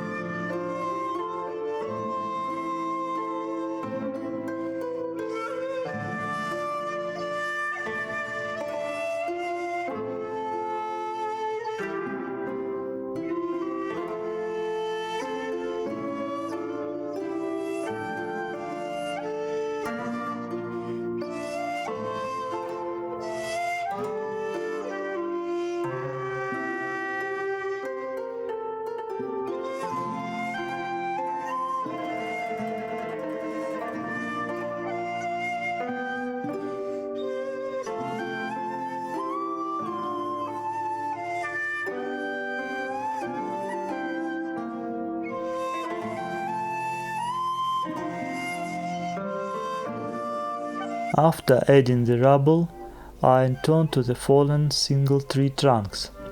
In this case I have a very diverse set, so I will just cut out a suitable trunk and transfer it to the map.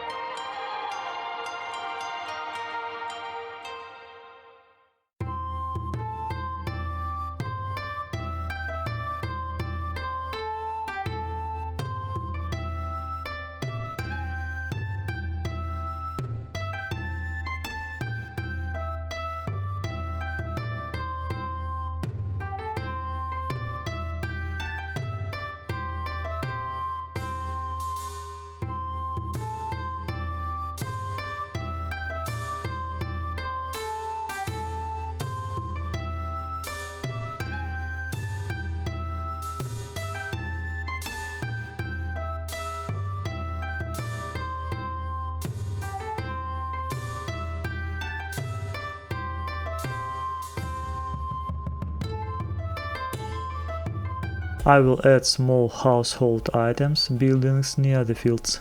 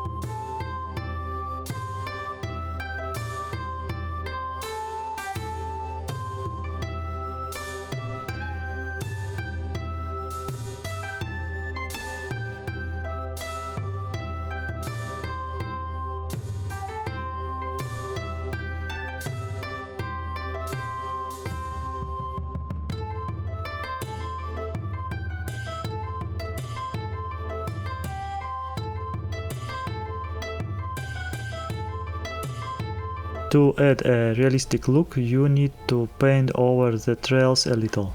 To do this, I just use a stamp.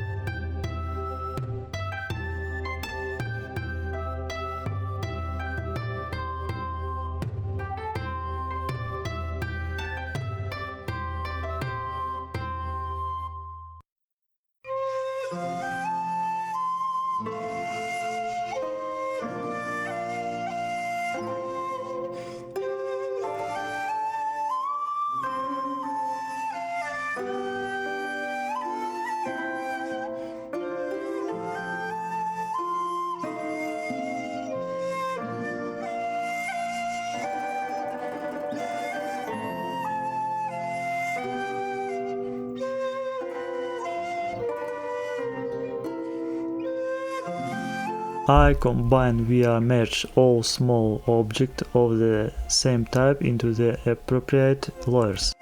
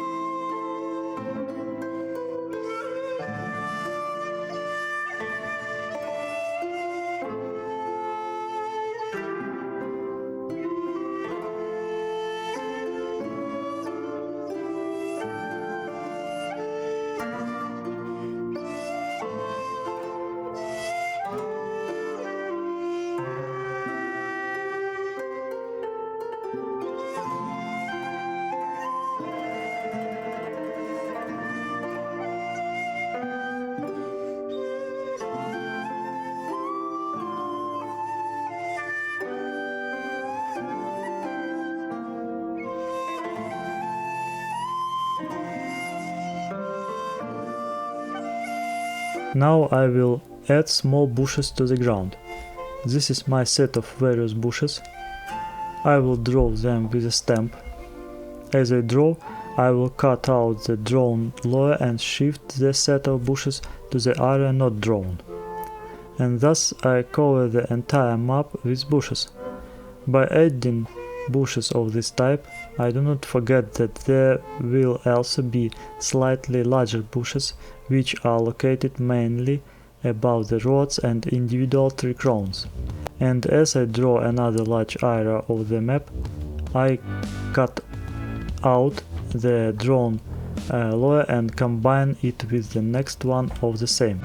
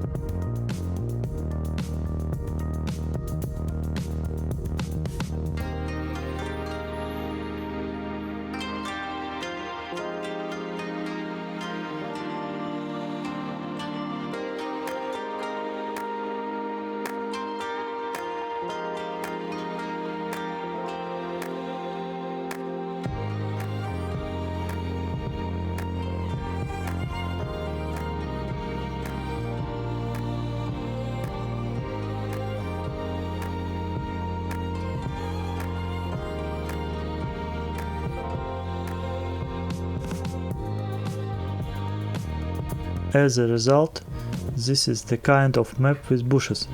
I will combine the last fragment of the layer with bushes into a single layer and proceed to the stage of cleaning the map from the flaws of the stamp. To do this, I use a cleaning brush on the layer of bushes in places where there should be no bushes, on all kinds of roads and trails.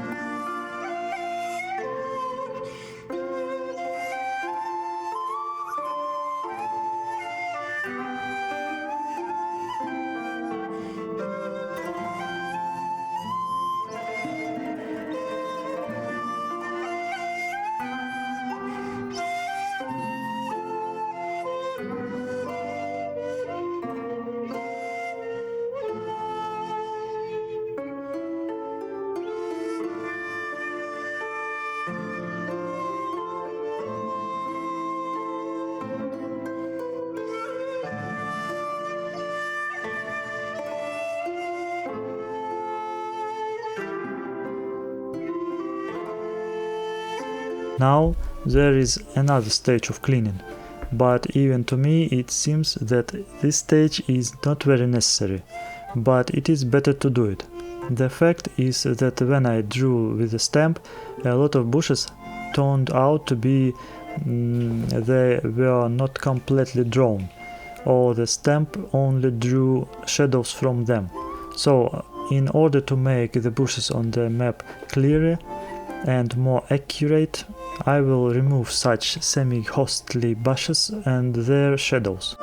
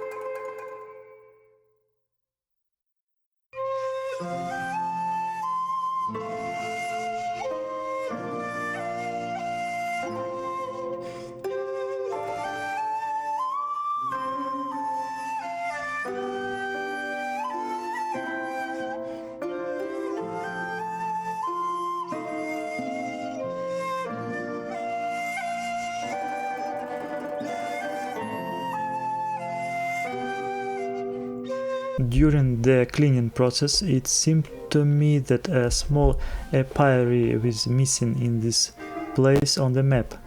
I will add it on the same principle as the hazelnut orchards, with the only difference that I will not add shadows to the beehives of the apiary now.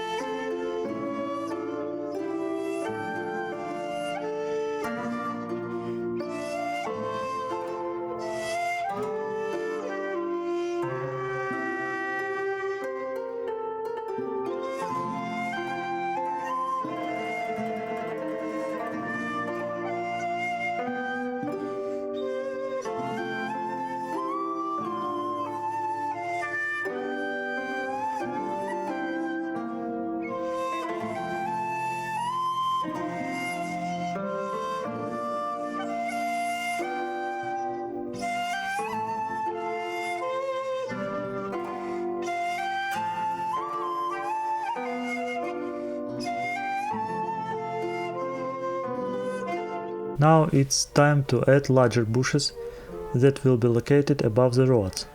Due to the fact that I do not know how I will have to programmatically process these bushes in the future, I made a set with bushes in which each bush is separate texture. And if anything, I will be able to fix these bushes relatively quickly. Actually, I copied these bushes from a set with 3 crowns, reduced them to a level of 42% of the original size. I selected this size exclusively visually. If anyone interested, these bushes trees carved from maps of Normandy. And now I'm going to arrange it manually, separately here, right? Each bush or in groups of several pieces. At this point my Photoshop already started to hang due to the volume of the resultant map and how much memory is involved in the process of creating the map. Here I highly recommended creating a backup copy of your map.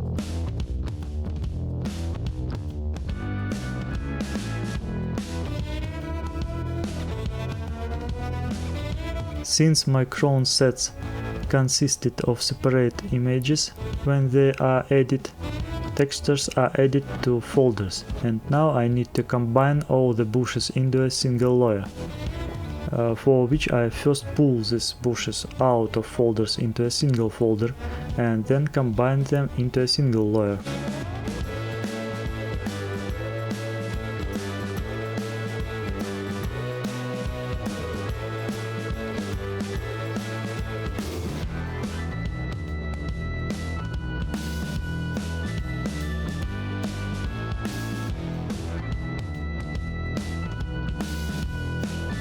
And now I turn to adding the crowns of large trees.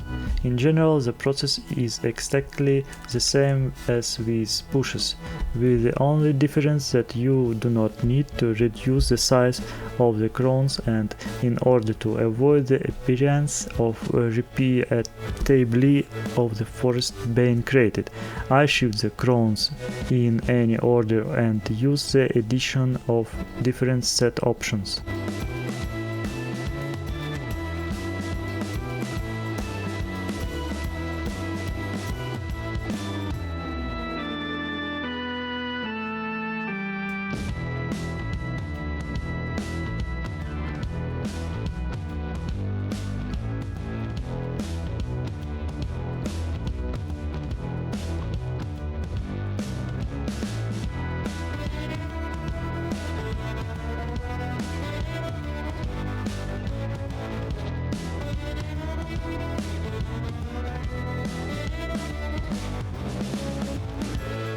Well, this is the forest on the left side of the map. It didn't work out very well to bypass the repeatability at the top. We will have to do it later. In the same way, I create a forest on the right side of the map.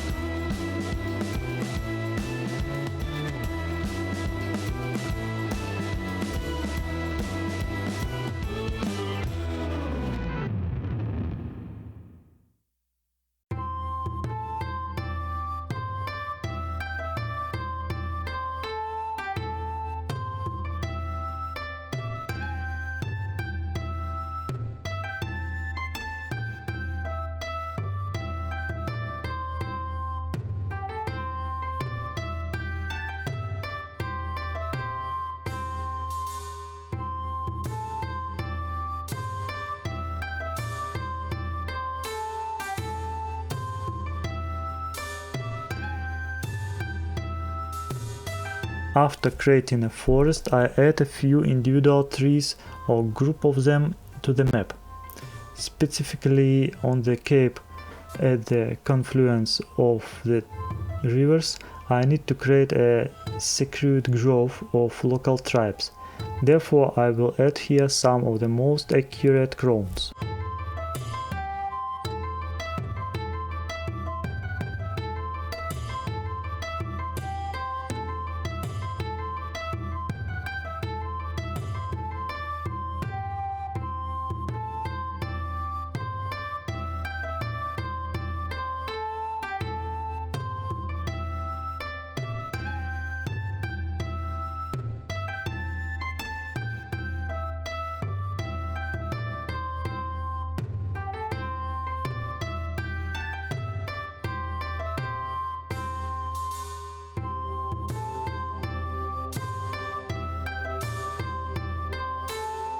After adding the crowns of large trees, I combine them into a single layer.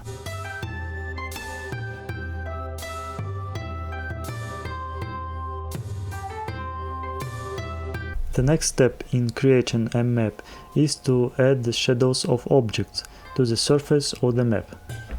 I will immediately make a reservation that now I will use the simplest method, which doesn't reflect the full authentically of the shadow cast by object, because I want to finish the map as soon as possible. However, as I managed to familiarize myself with the tutorials on creating shadow, it is more correct to create them in a separate layer, taking into account the rotation of each map object in relation to the position of the sun, meaning to the upper left corner of the map. Unfortunately, I have not yet reached this level of shadow creation, but I will try this method in future. In the meantime, I will just go to the menu, affix each of the layers, and I will set different shadows lengths for the different types of objects. The angle of incidence remains the same of all objects.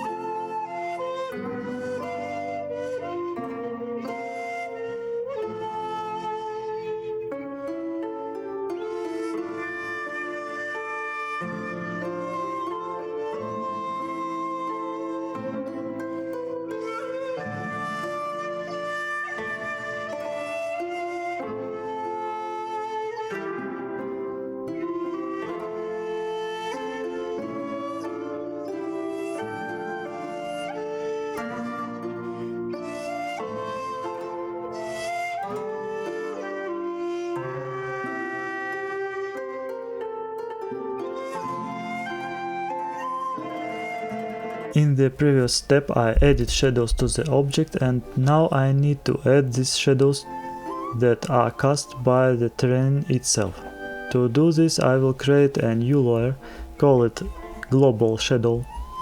Take a brush, black color, and set the transparency to 50%.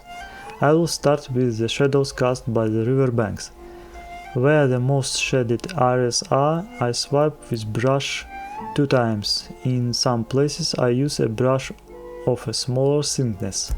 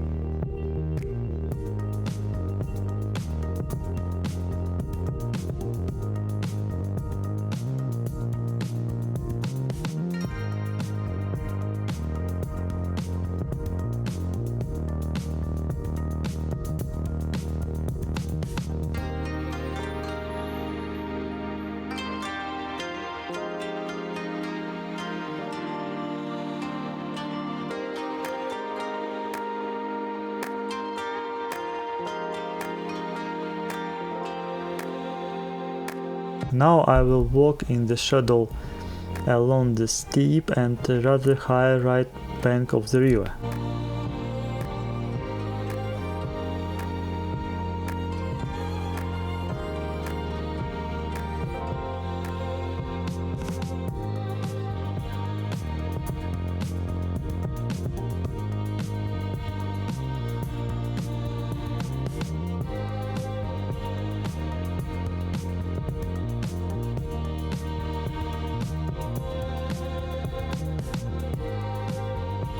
I am creating a separate shadow for the lighthouse tower, because the tower is really high and a software shadow will not solve the problem here.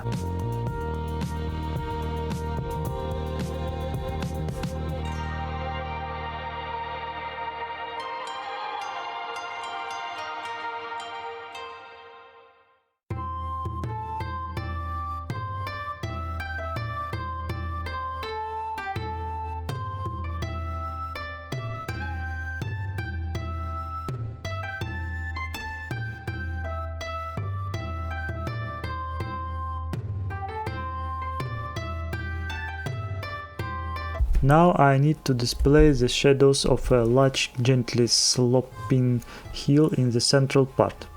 I will do this with a large brush with transparency of 12%. I will spend 2 times in the lower places and in the place of the ravine. I will add a shade.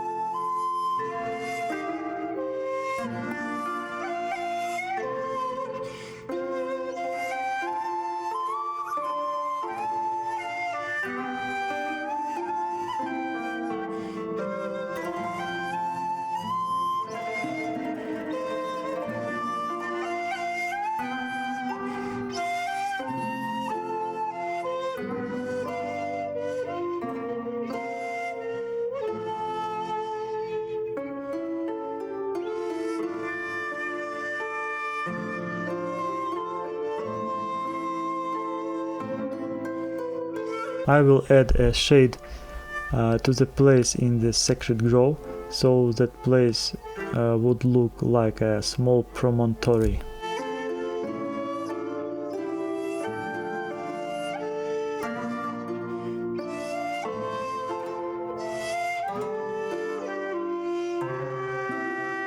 And here, in this place, I will make a shade of the rise of the road up to the slope of the hill, and I will shade some areas of the area by the river.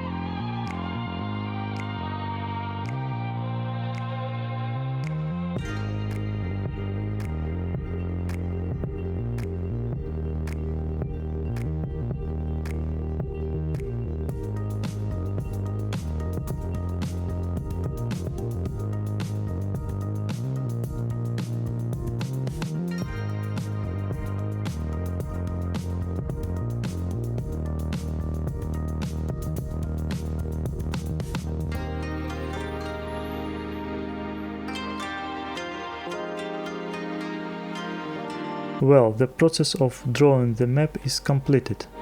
Again, let me remind you that I do not yet know all the nuances of creating maps for the close combat. I will learn about them all in the process of further work on the maps. Therefore, it is possible that some of the points shown should be done in a different way. In general, thank you for your attention and good luck to everyone in creating maps.